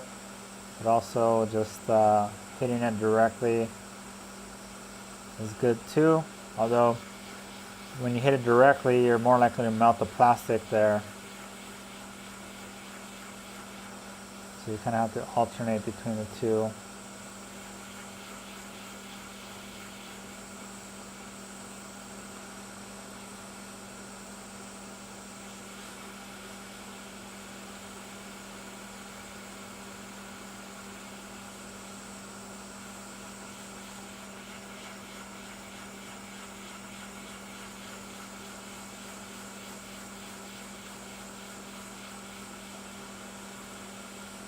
Well, it looks like it's soldered on.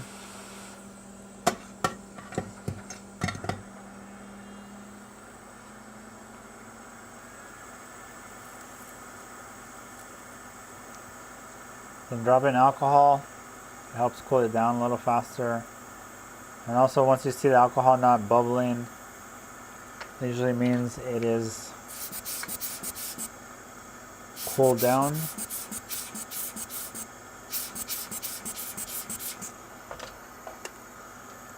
But yeah, anytime you solder with flux, make sure you just clean it. Otherwise, the board ends up looking like how I first got it in. There's a bunch of burnt syrup looking stuff.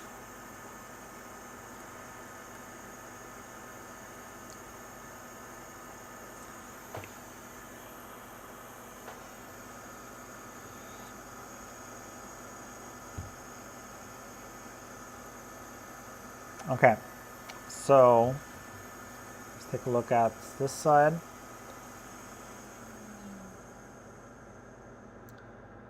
I do see some gaps there.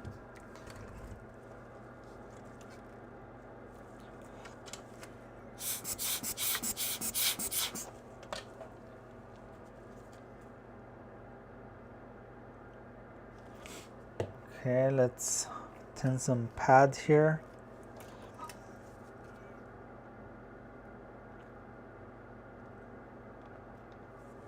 Get some hot air as well.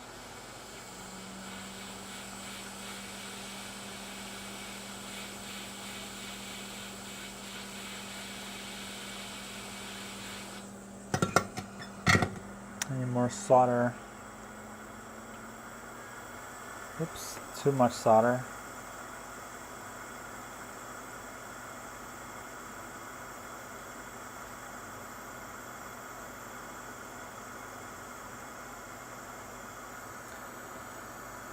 Any more flux?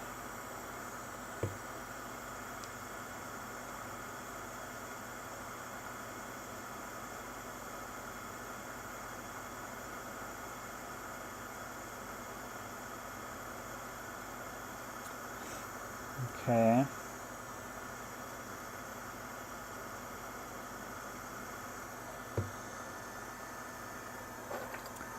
Let me try this. I don't know if this pin here is soldered on. It doesn't wiggle. This one does. So I'm going to press down. Hold on, let me clean off a little bit of solder there.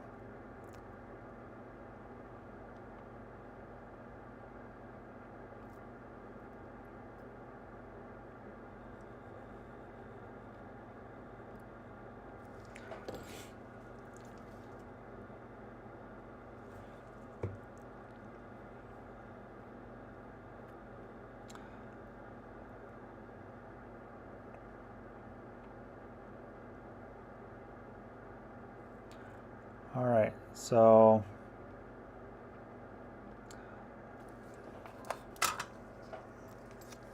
is this pin soldered on?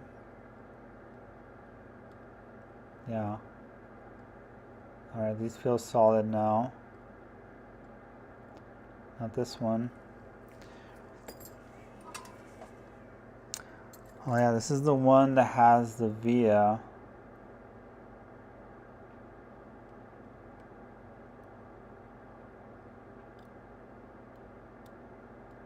And now it feels solid. All right, so in theory, this should be good. Let me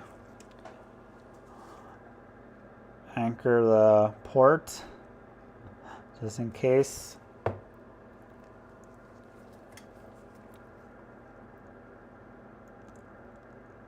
So, learn from your mistakes.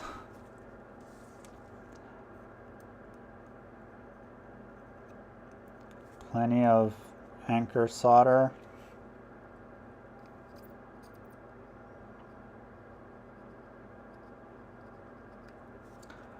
And I really hate this corner here because I can't fit my iron.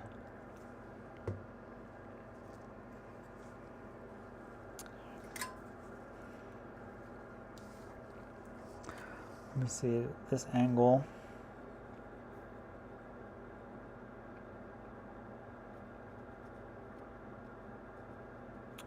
All right. Let's clean up some more.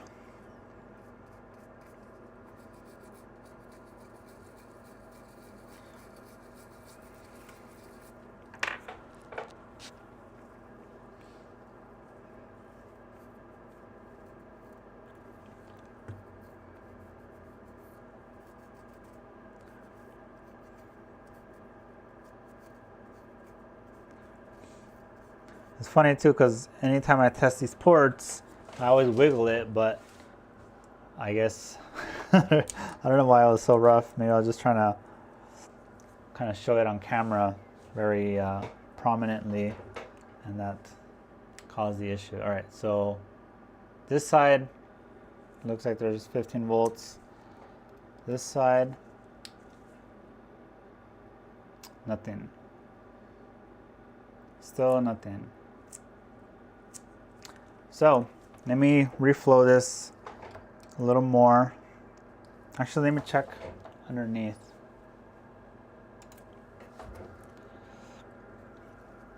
So does it look like the solder? Hard to tell.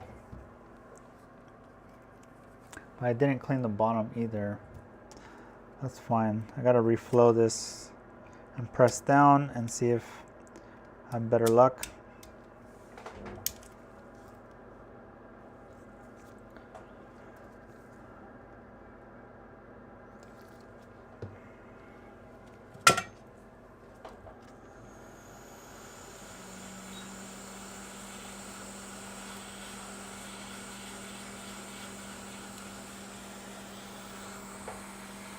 And basically, I just want to try to get the pins to make contact with that inner row.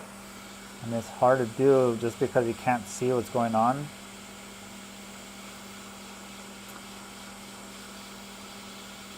I wonder if it's maybe that ground pad. That'd be funny. Just the ground pad is causing it not to charge.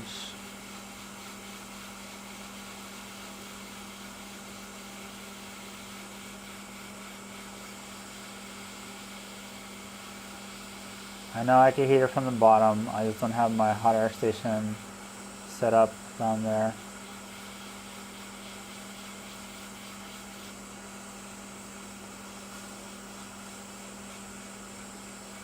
Another trick is heating the board itself will transfer the heat to the pins.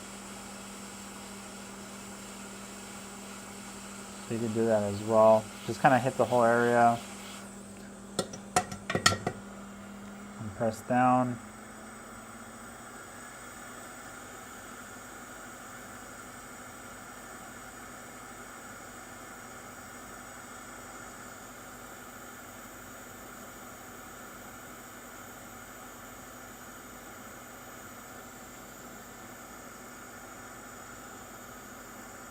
All right, so just waiting for this to cool down a bit.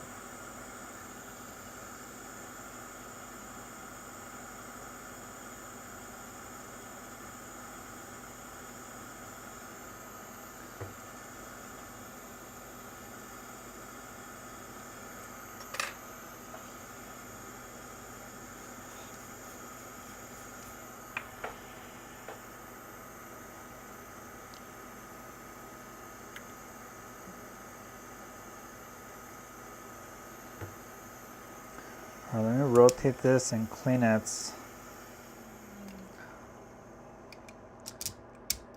I mean, cleaning probably is not going to affect the functionality, but it just looks bad,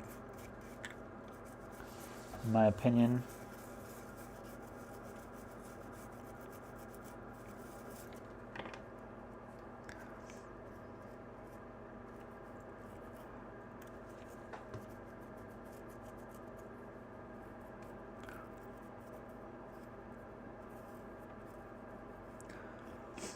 Okay, I do see solder on the pins.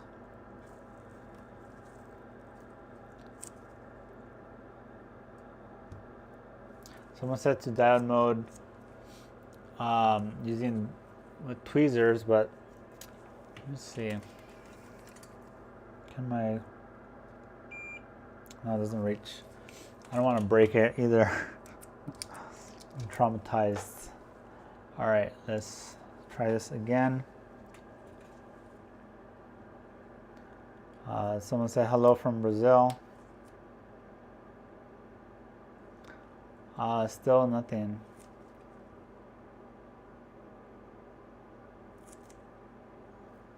I'm wiggling real softly. Here, let me do this. Let me put this into 5 volts mode. Now I have 5 volt output and nothing. Yeah, maybe I wonder if it's that ground pad. Let me jump that pad, even though it's on the outer layer. Oops. Let me see if that makes any difference at all.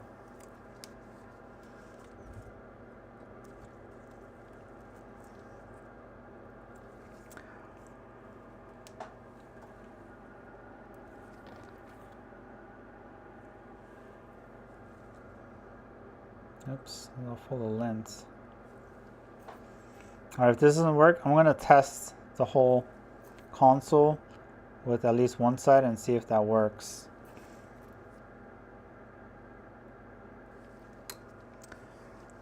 Alright.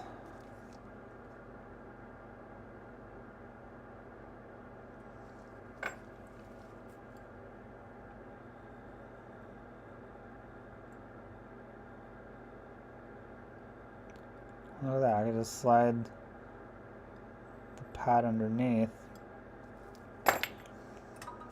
Crap, I didn't put flux, but let's see.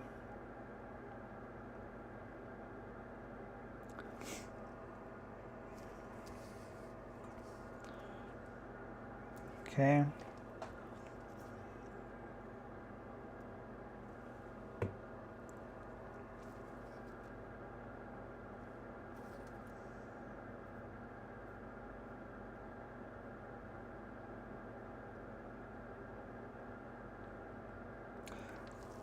And jumper moved.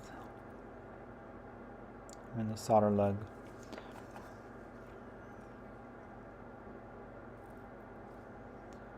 Let's see if I could.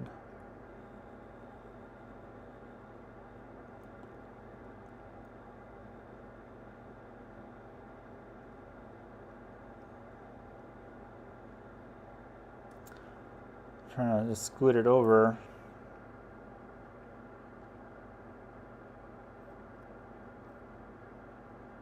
There we go.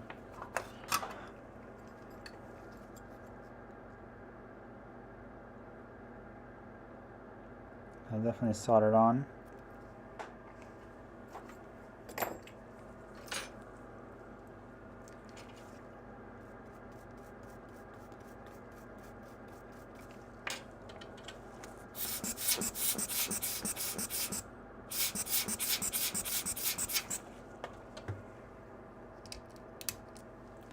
All right, let's try again. See if this makes a difference.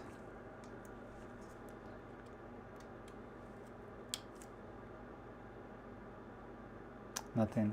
All right, let's try the device in the console. See if it at least charges, and then maybe call it quits from there.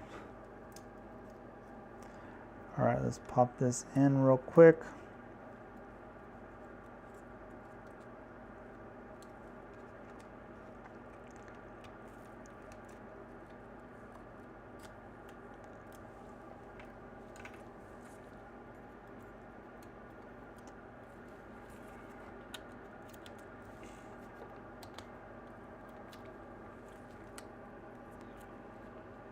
The battery's probably going to be dead too. M92 can also cause charging one side. Interesting, I didn't consider that. LCD.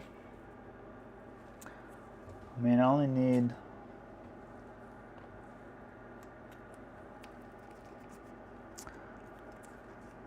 I'm just going to plug in the bare minimum. There's a screw.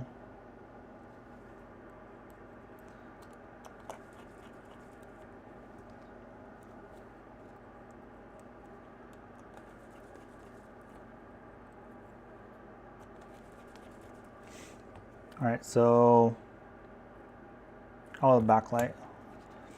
I'll need that too.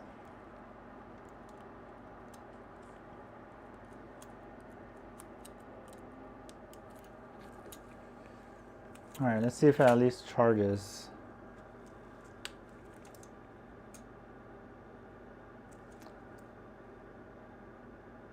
Now it doesn't even charge this side. I'm gonna rotate it. Oh, that was the wrong side. All right, so I'm getting 15 volts, 1.6 or 0.16 amps, but nothing on the screen. I don't have the power button plugged in.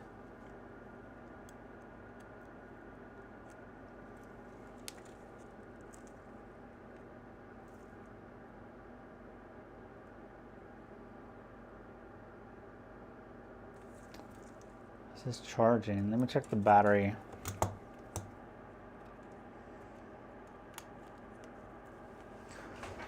So the battery, let me see if I can show here. So put this in DC volts. And then we probe the red and black. We're at 2.6 volts. So let me boost up the battery just a little bit. Oh, over here. So using my DC power supply, I can actually charge the battery. So right now it's at 4.3 volts. I'm gonna plug in multimeter probes. Oops. And then, so if I short these together, I get 2.5 amps. So, all right, let's let it charge for a little bit. All right, so someone said, so M92 can cause one-sided charging, especially if we have low resistance on CC1, CC2. What is CC1 and CC2?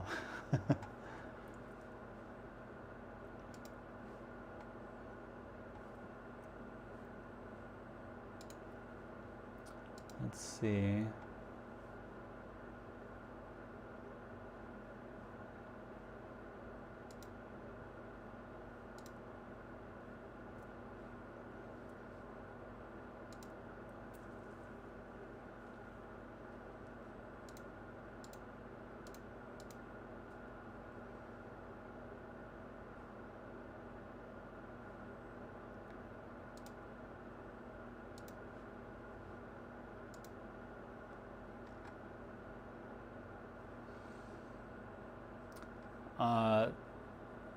Check M92 with the thermal.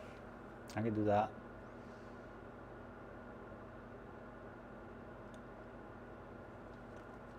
Two hours and 3 minutes. 24 likes. 23 viewers.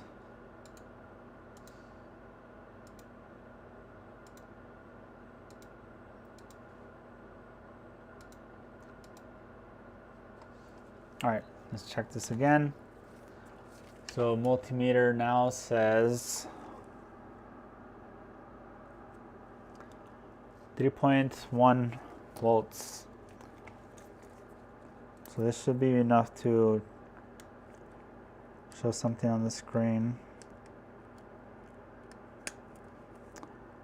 Our power button's in.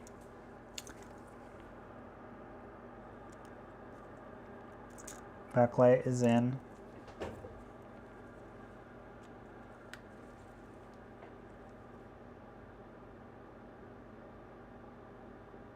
So nothing on the screen. Well, now it's saying 15 volts and 0.52 amps, which is more of a, well, something changed, and it's more a better reading.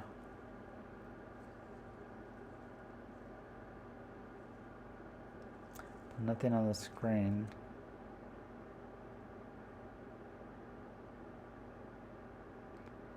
Power button does nothing.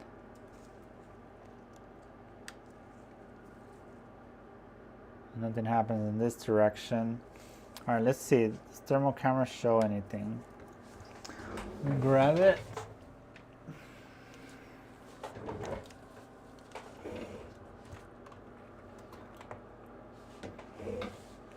So where's everyone from who's watching? I'm in Las Vegas, Nevada.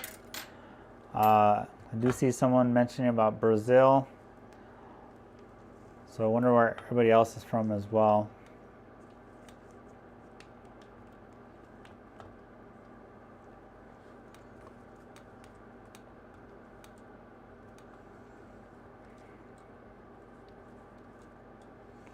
All right, so you guys can see.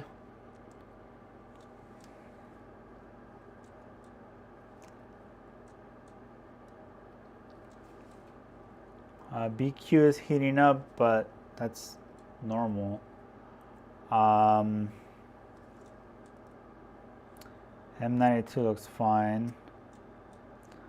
Nothing else here in view that shows heat. So yeah, thermal camera, I think it's fine. Definitely been trolled by that warming up BQ, because I think that's kind of like Tigris in that it charges and it heats up when it charges. So let me get the board out.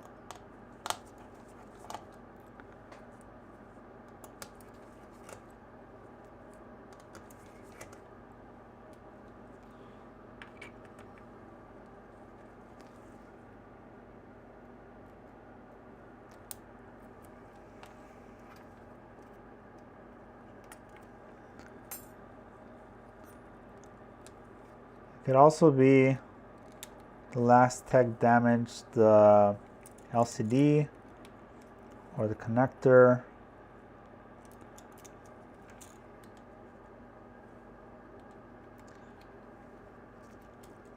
So right now it should actually show a low battery symbol. Battery is charged up enough to show a battery symbol. I always charge it up to like 3.1-ish, 3.2 volts. So let me check under the board. It's over here. So let me check my pins again. Uh-oh, this pad is loose.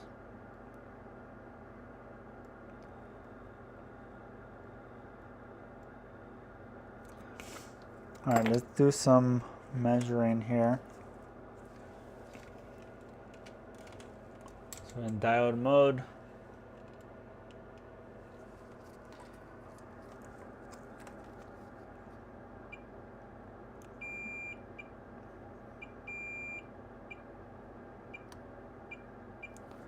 so all these are normal.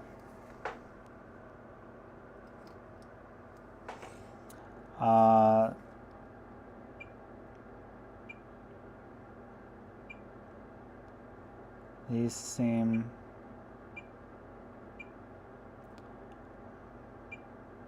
normal.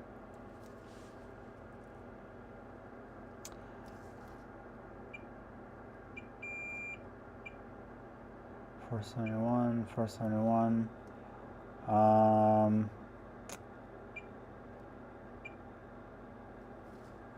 So which one was CC1 and 2? Right above the pins on the port. Which ones would that be?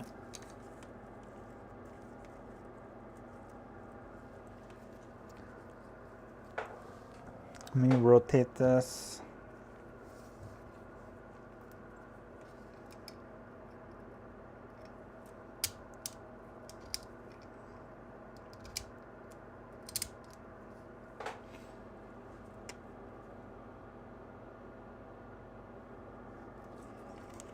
All right, let's see.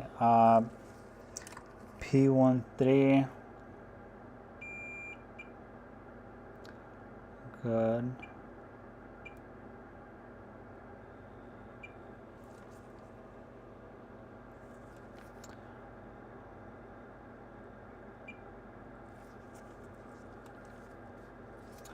Oh, look at this.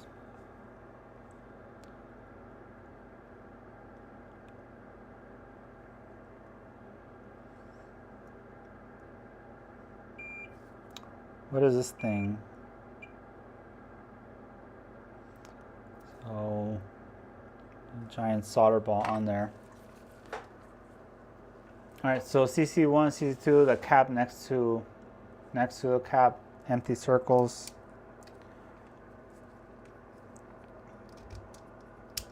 So let's check. Actually, let me just move this. So these right here, so we have 754, 754,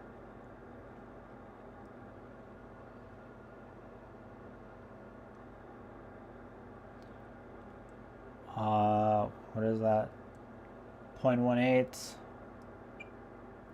475, 471, 471. So the empty circles, gold circles, 2 test points in dark green area above the ports. So I guess that would be these two.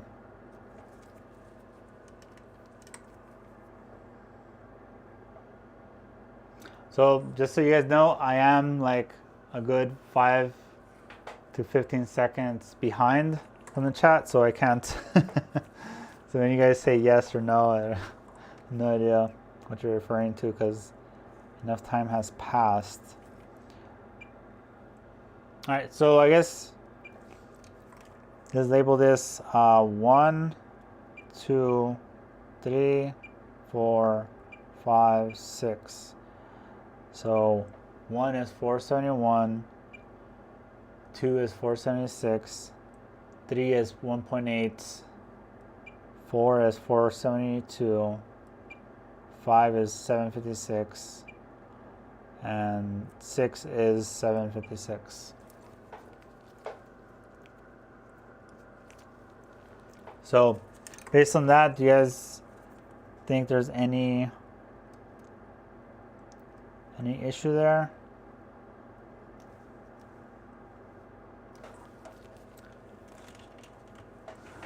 Let me look inside the connectors, make sure we don't have a display issue. Alright, that's fine. There's the backlight connector. That's fine. Okay, so 2 and 3 are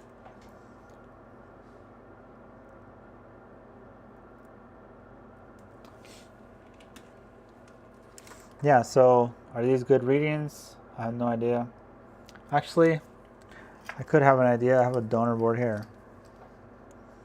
Oh man, I don't know what happened to this donor. And it had no M92, so OL. OL. Alright. Well, I could just swap out M92 and see if anything changes.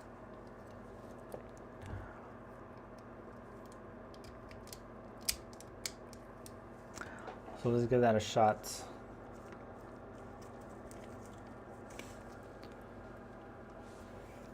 So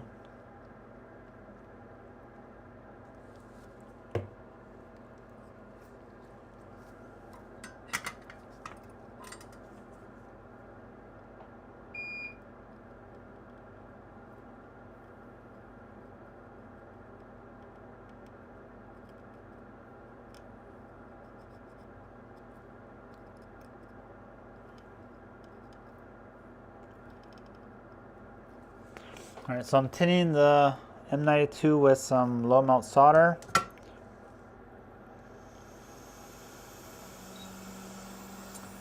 I did get it on some components here.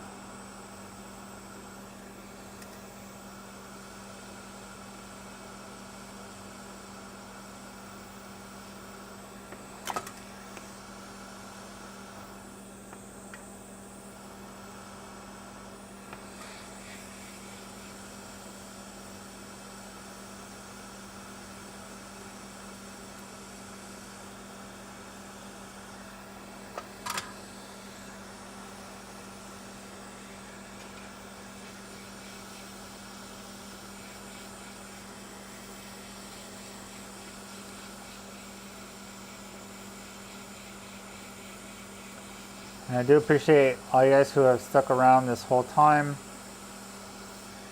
You know, I knew this was going to be a rabbit hole, but alright, so they're good for live streams because you never know what can happen. It's recorded, and maybe I won't post it.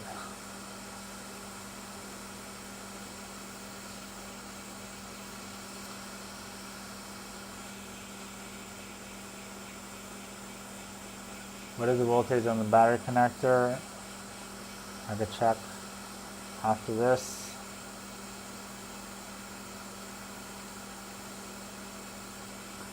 Now let me turn up the heat a little bit. I just realized I wasn't on my hot air station.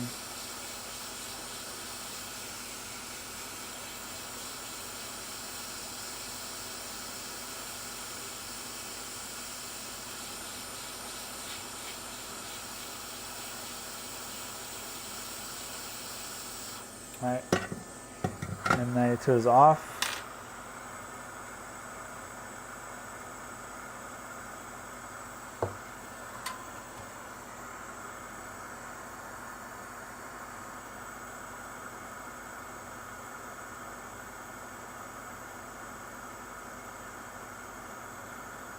I'm tightening all the pads. They get a lot of solder here in the center, so I'll just wick that off real quick.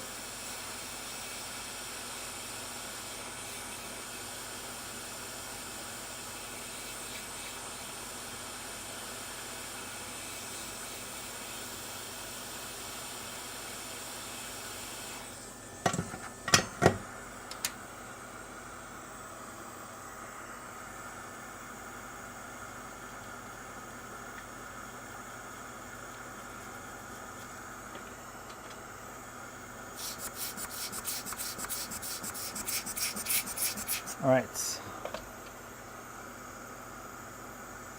think I might need a little bit more wick.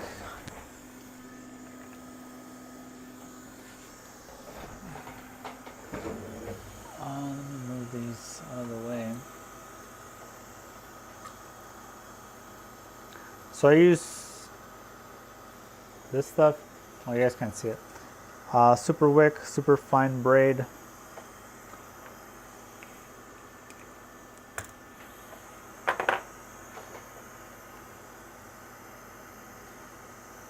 By MG Chemicals.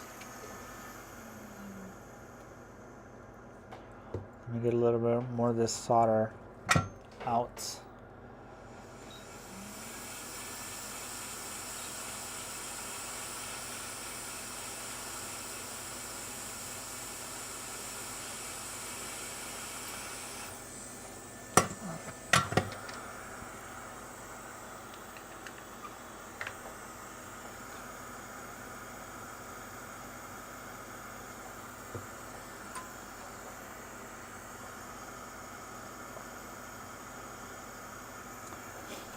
All right, so where's my M92s?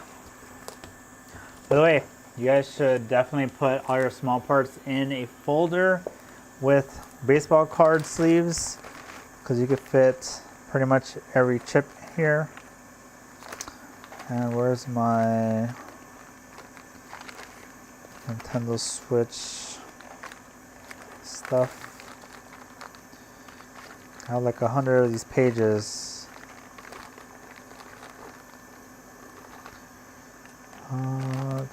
Here we go.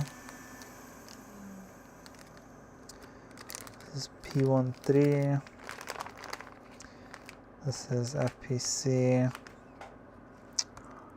M92. Where are those? I just bought some. There's somewhere around here.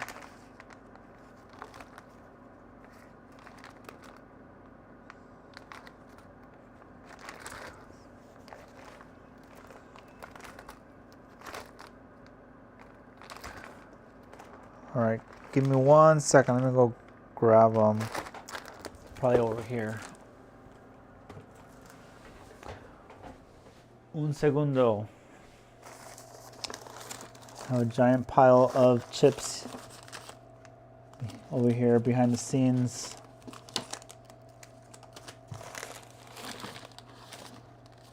Where are they? Where are they?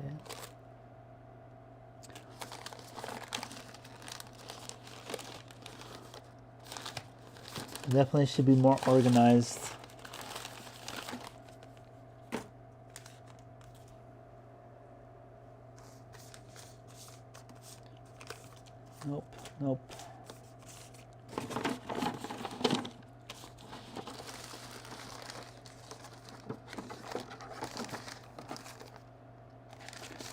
No, it's TriStar.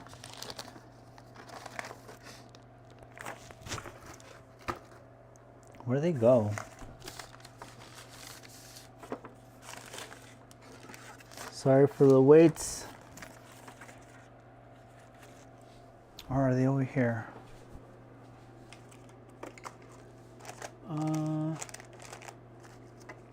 I literally had a pile of chips here.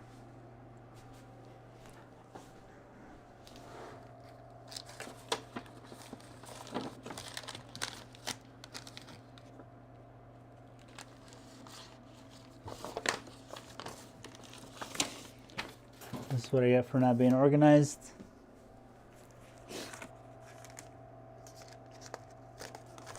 No, no. Nope. Those like charging ports. Let me check my folder again. Oh, you know what? I think it's not here. They might be over here.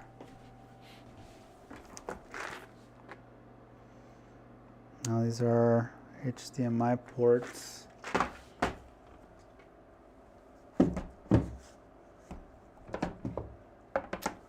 Nope.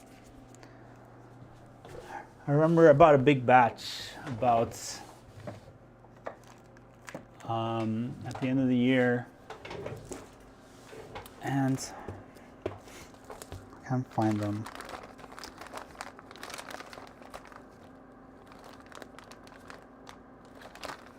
So I'm checking my folder again.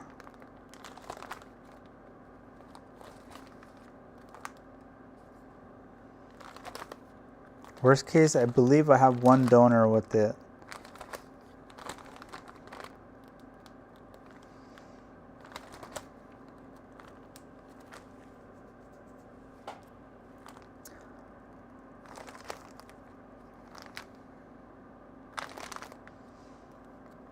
So weird.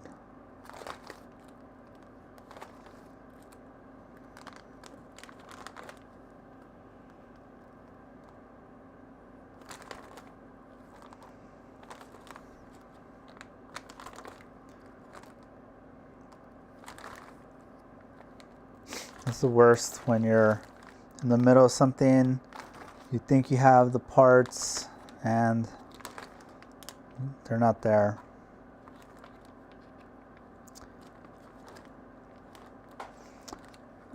Let's see, is this it? Found them. They're on the very last page. Fantastic.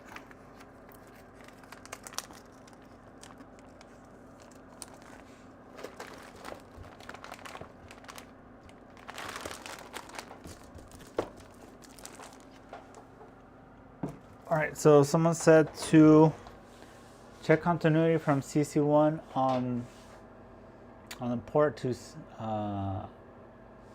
CC1 pad on M92.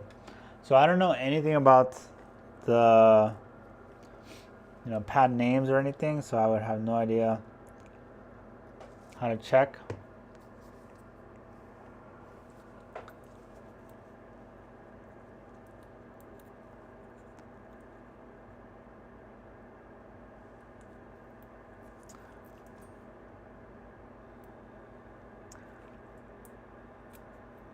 Hold on.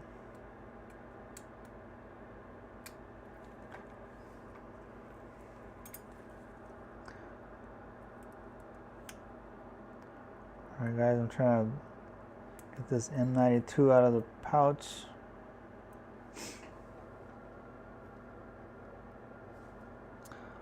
So let me tin. I'm gonna tin the M92 because I like to do that.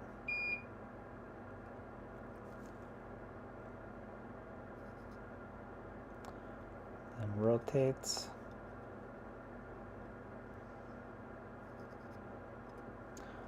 And rotates. And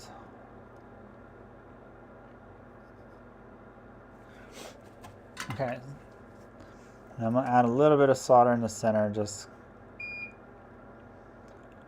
cause.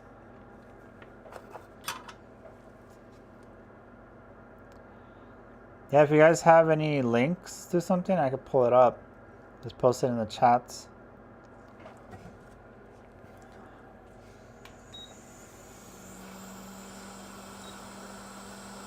All right, so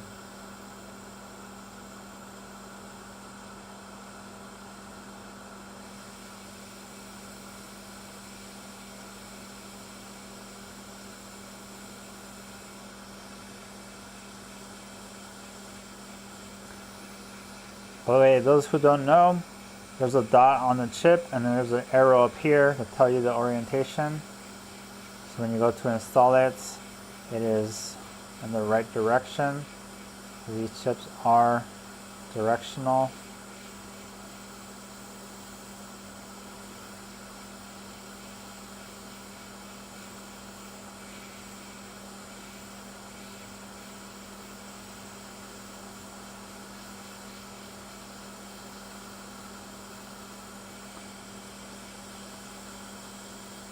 Alright, looks like it's soldered on. The bottom row looks a little dry, so let me just tin those.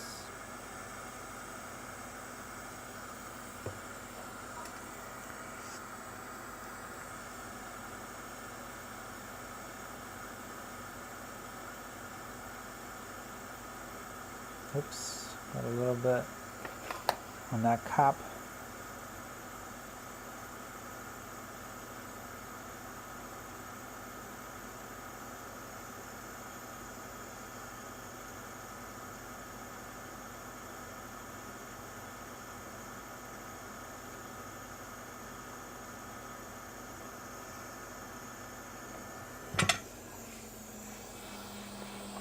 And then we just reflow it. That should be good.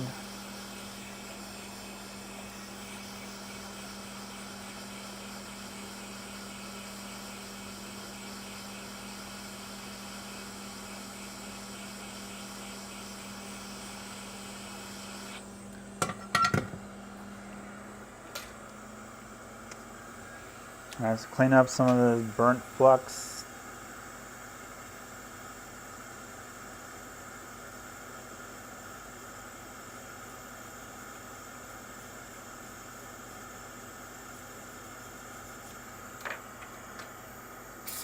One downside to always cleaning, especially when you're spraying it away, is all your work mat and everything else gets really dirty. That kind of sucks.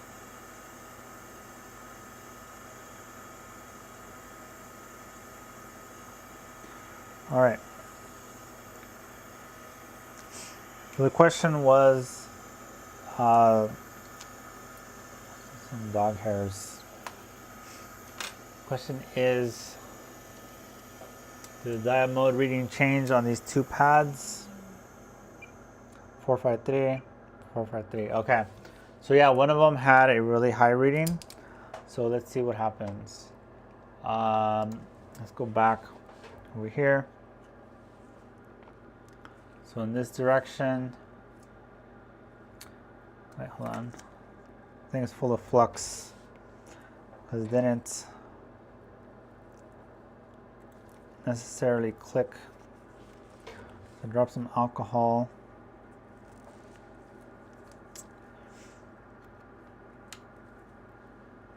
All right, in this direction, 15 volts. In this direction, oh, look at that. It's charging. So now let's see if it actually boots, which was another issue we were having. But my hands are really sticky, full of flux, which I hate.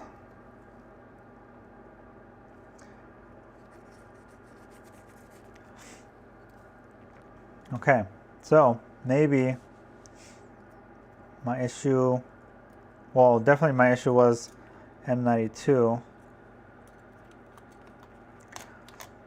So thanks to the commenters who suggested that. I think it was Phone Ops Plus who said that. Check M92. There's a lot of people chatting.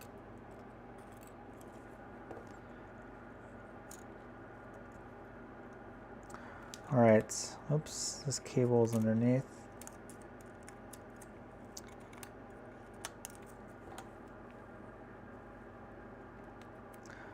All right, let me just test this real quick.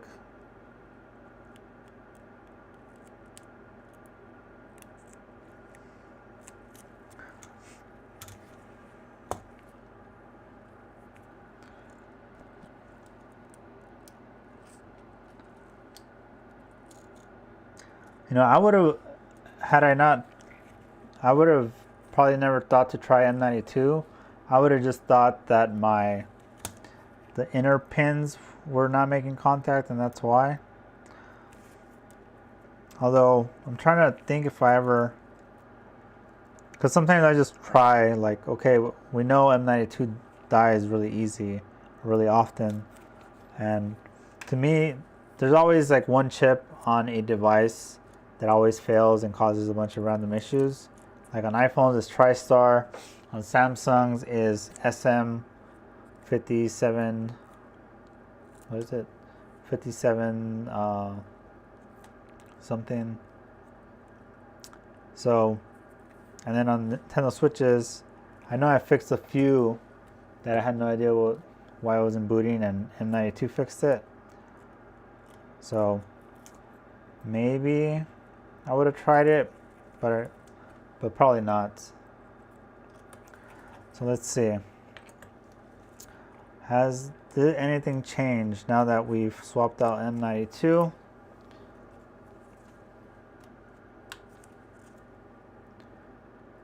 All right, 15 volts, 0.5 amps.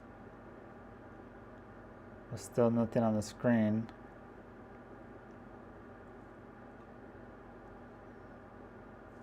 Push the power button.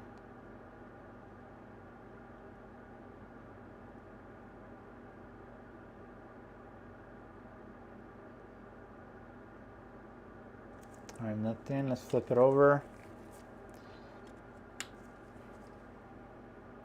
Well, it's still charging, so that's good.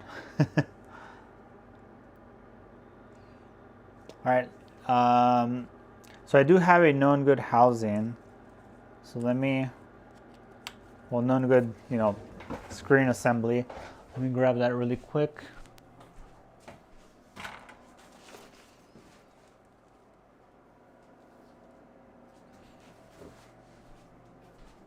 Somewhere around here.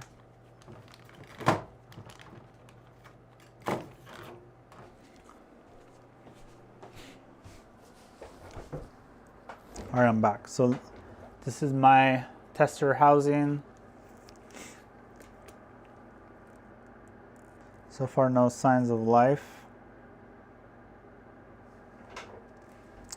Do you know how to check if it's in auto RCM on? No, I don't. I think I've heard people say something about plugging it into the PC, but I have no idea. I never checked that. So my main specialty is iPhones. Anything else, I'm kind of limited, so I don't know all the specifics, like if it's hackable. I know there's different versions and stuff, but I'm no pro at this, at consoles. So I have no idea if it's a hackable one or not. But this is the board. I don't know if that board number matters.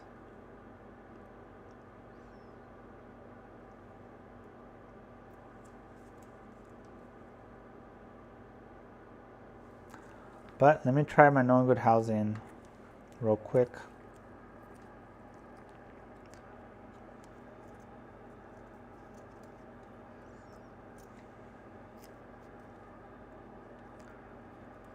All right.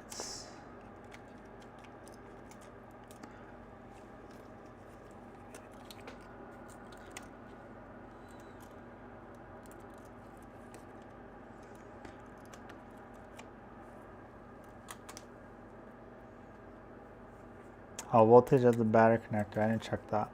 So give me 1 second.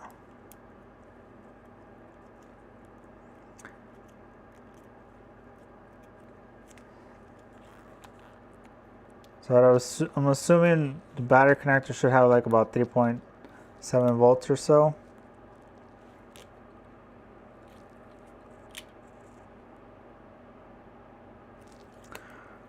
Let's see.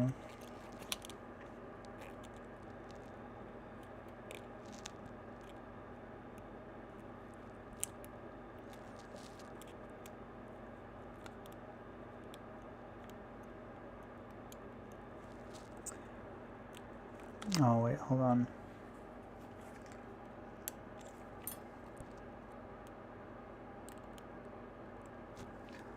Knowing my luck, I'm gonna bend the pins on the LCD.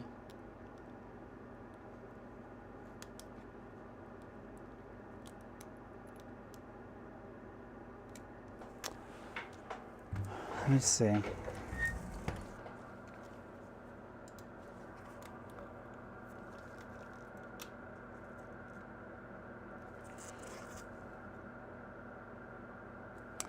Of course, let me get this out real quick.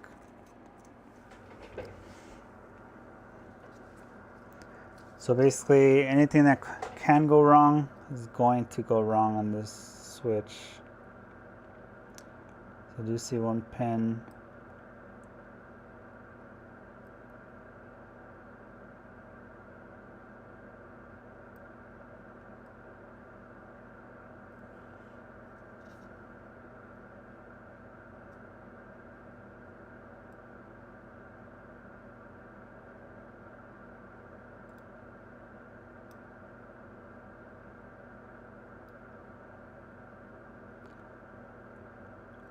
I wonder if I could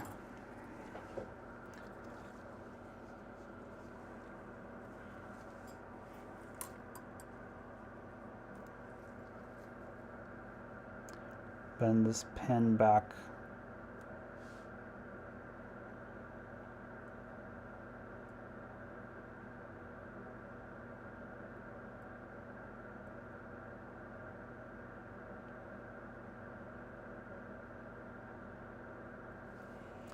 Yeah, today's not my day. Oh man.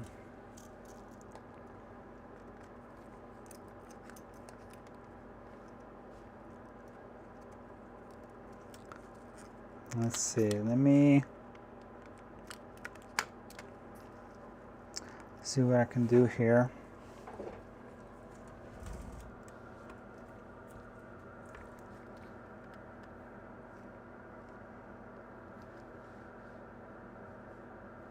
Where's the connector?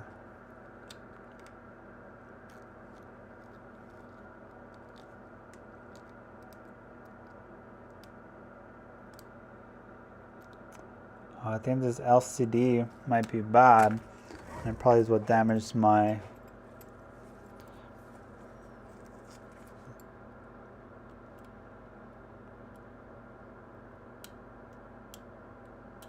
the pin got stuck here.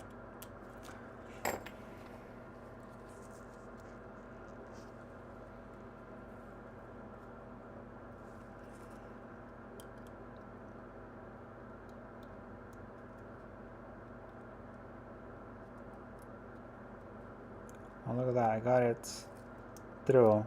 The pin is straight, so in theory, this shouldn't be an issue. We'll see. All right, let's go back. Let me move this out of the way.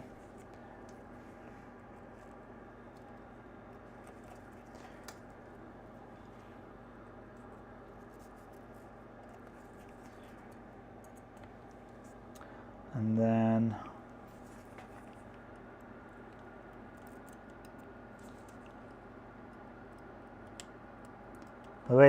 thanks to everyone who's sticking around this long. Wasn't expecting it to be this long, but as you can see, not working out as expected.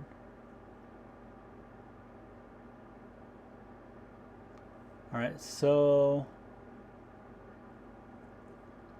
still no image.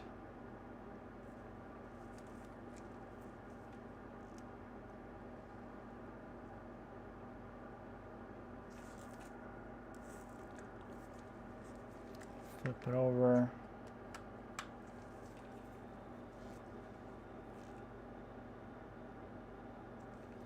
Nothing. So let me check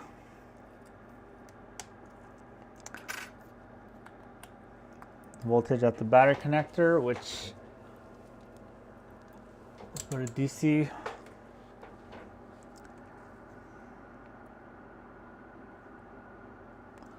We're getting 4.1 volts with no battery plugged in. So it looks like it is trying to charge the battery. Thing is, I don't know how to troubleshoot beyond this.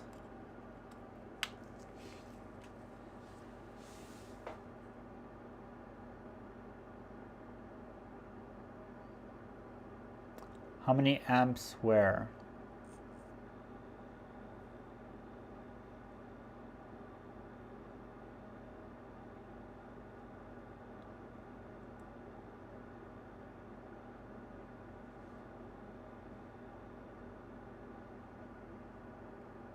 Serial number at the bottom.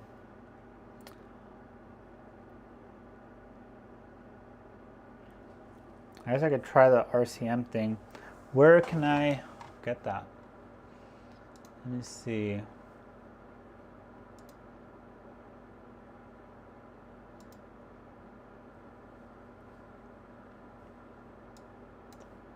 Let's see.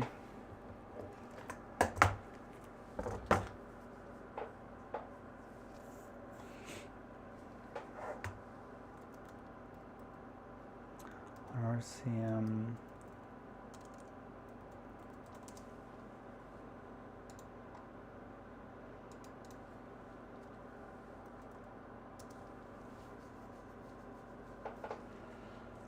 Oh yeah, so it's 15 volts, 0.51 amps. I don't know if you guys can see that on the screen. It's right here on the left.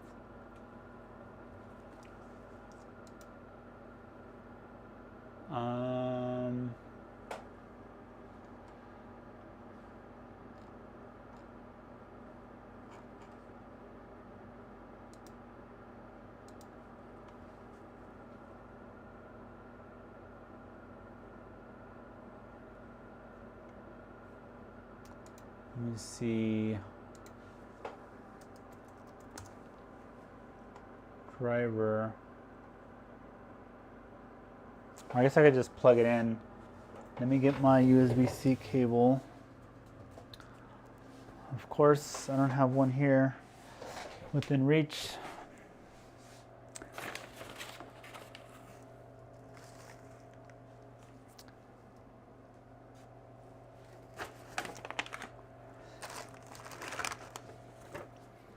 I know, I'll get this one here.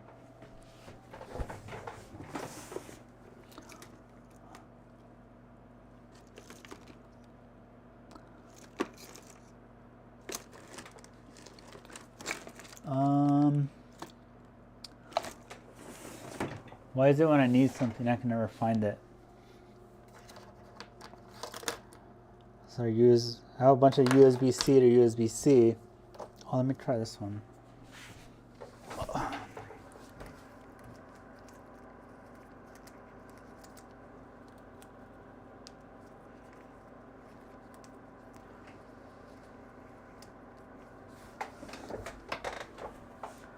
All right.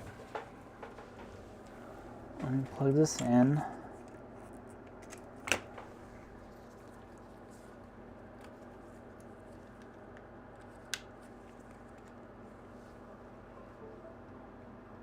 I got a USB device not recognized.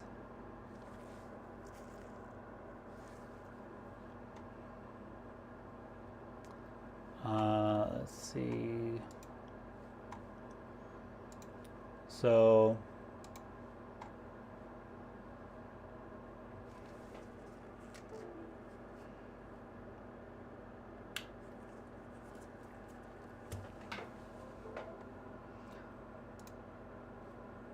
So I got this thing.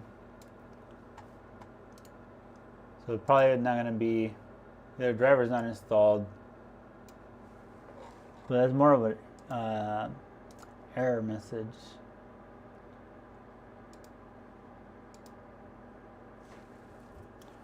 Let me flip it around. Oh, look at that. Well, that works. Let's see, Tegra something.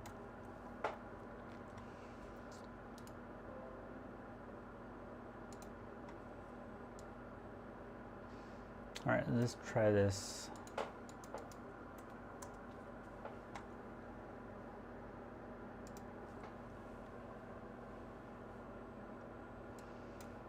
All right, hold on. All right, so let's get this, set it to my desktop.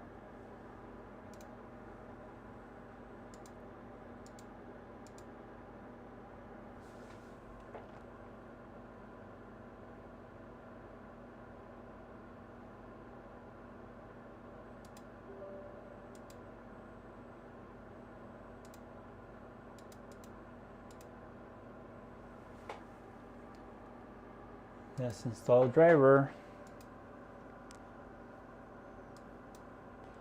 Next. Finish. Okay, so all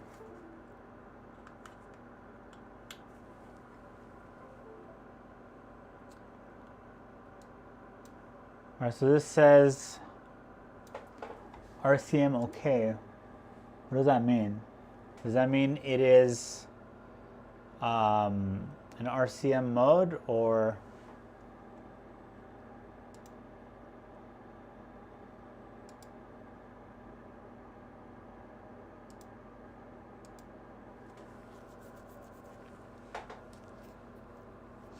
I'm sure I had plenty of Nintendo Switches that were no fix. This is because I couldn't get it to power on, and it did look like they were charging and no image. So I wonder if like a bunch of those, they were just in RCM mode. So I guess the question is, what does this mean? How do I get it out of RCM mode? I guess the question. I guess to avoid any delays, I'll just type it in the chat.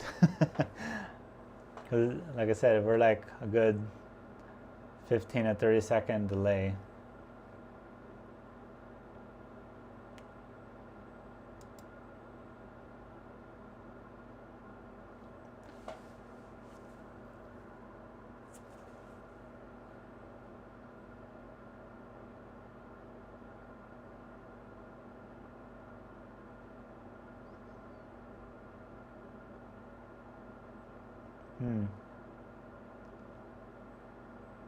Well, it definitely has an issue, because if I flip it around, it doesn't detect.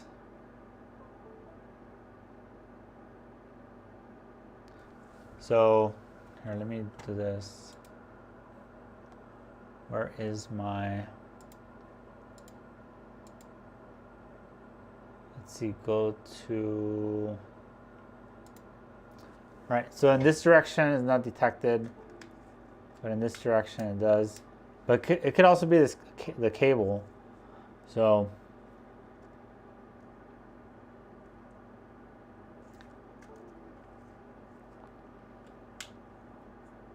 this is my cable for the JC programmer. So I don't know if it's just a weird cable.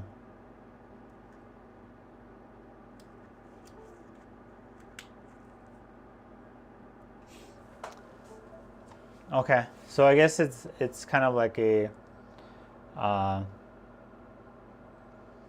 yeah. All right, I get it. So yeah, if it's a kind of, you know, one of those hacks where it's just a giant mess to try to is not a standard kind of process, then definitely we can say that the Nintendo Switch is fixed then. Because I don't know, I never done any kind of hacking on it, but the good news is that it is charging in one direction or in both directions, and unless I have a dock and a working, like fully booting switch, I won't be able to confirm the docking feature works. But it could be, you know, they don't care about that. So I'll have to run this by the customer, see what they want to do.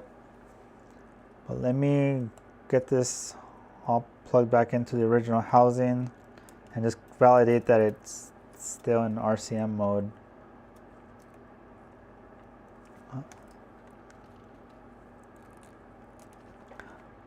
Now, can I get this board installed?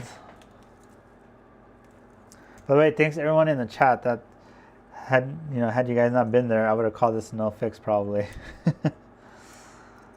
I just started doing more live streams with like on a Zoom call, so you guys can all chime in real time. It's kind of weird waiting 30 seconds for a reply. All right, let's see.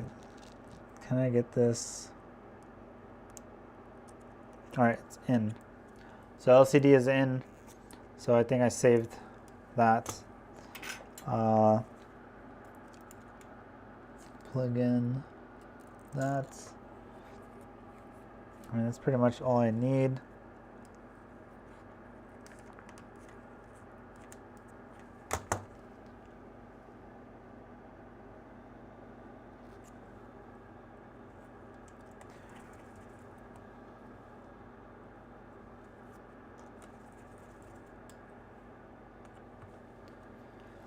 All right, let's check this again. Is it still working in, oops, let me scoot this over.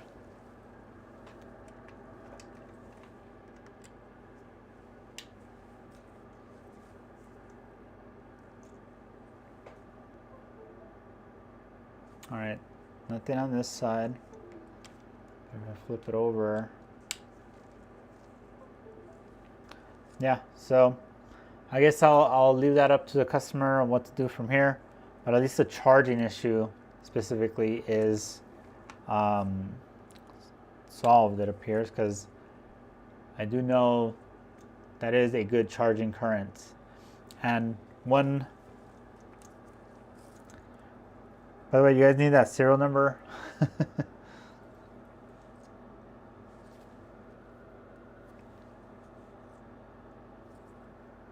Yeah, but I guess what I can do is just ask them to get it back into a working condition, and if they have any further issues, then they can send them back for further evaluation.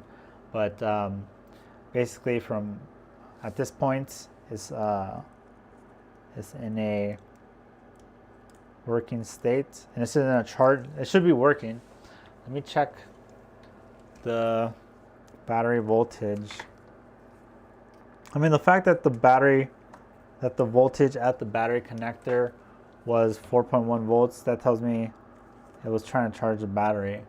Yeah, so the battery now is at 3.3 volts. Let me see. Where's my... Yeah, so it's at 3.3 volts. I'm sure if I leave this on for a few minutes, it'll increase, but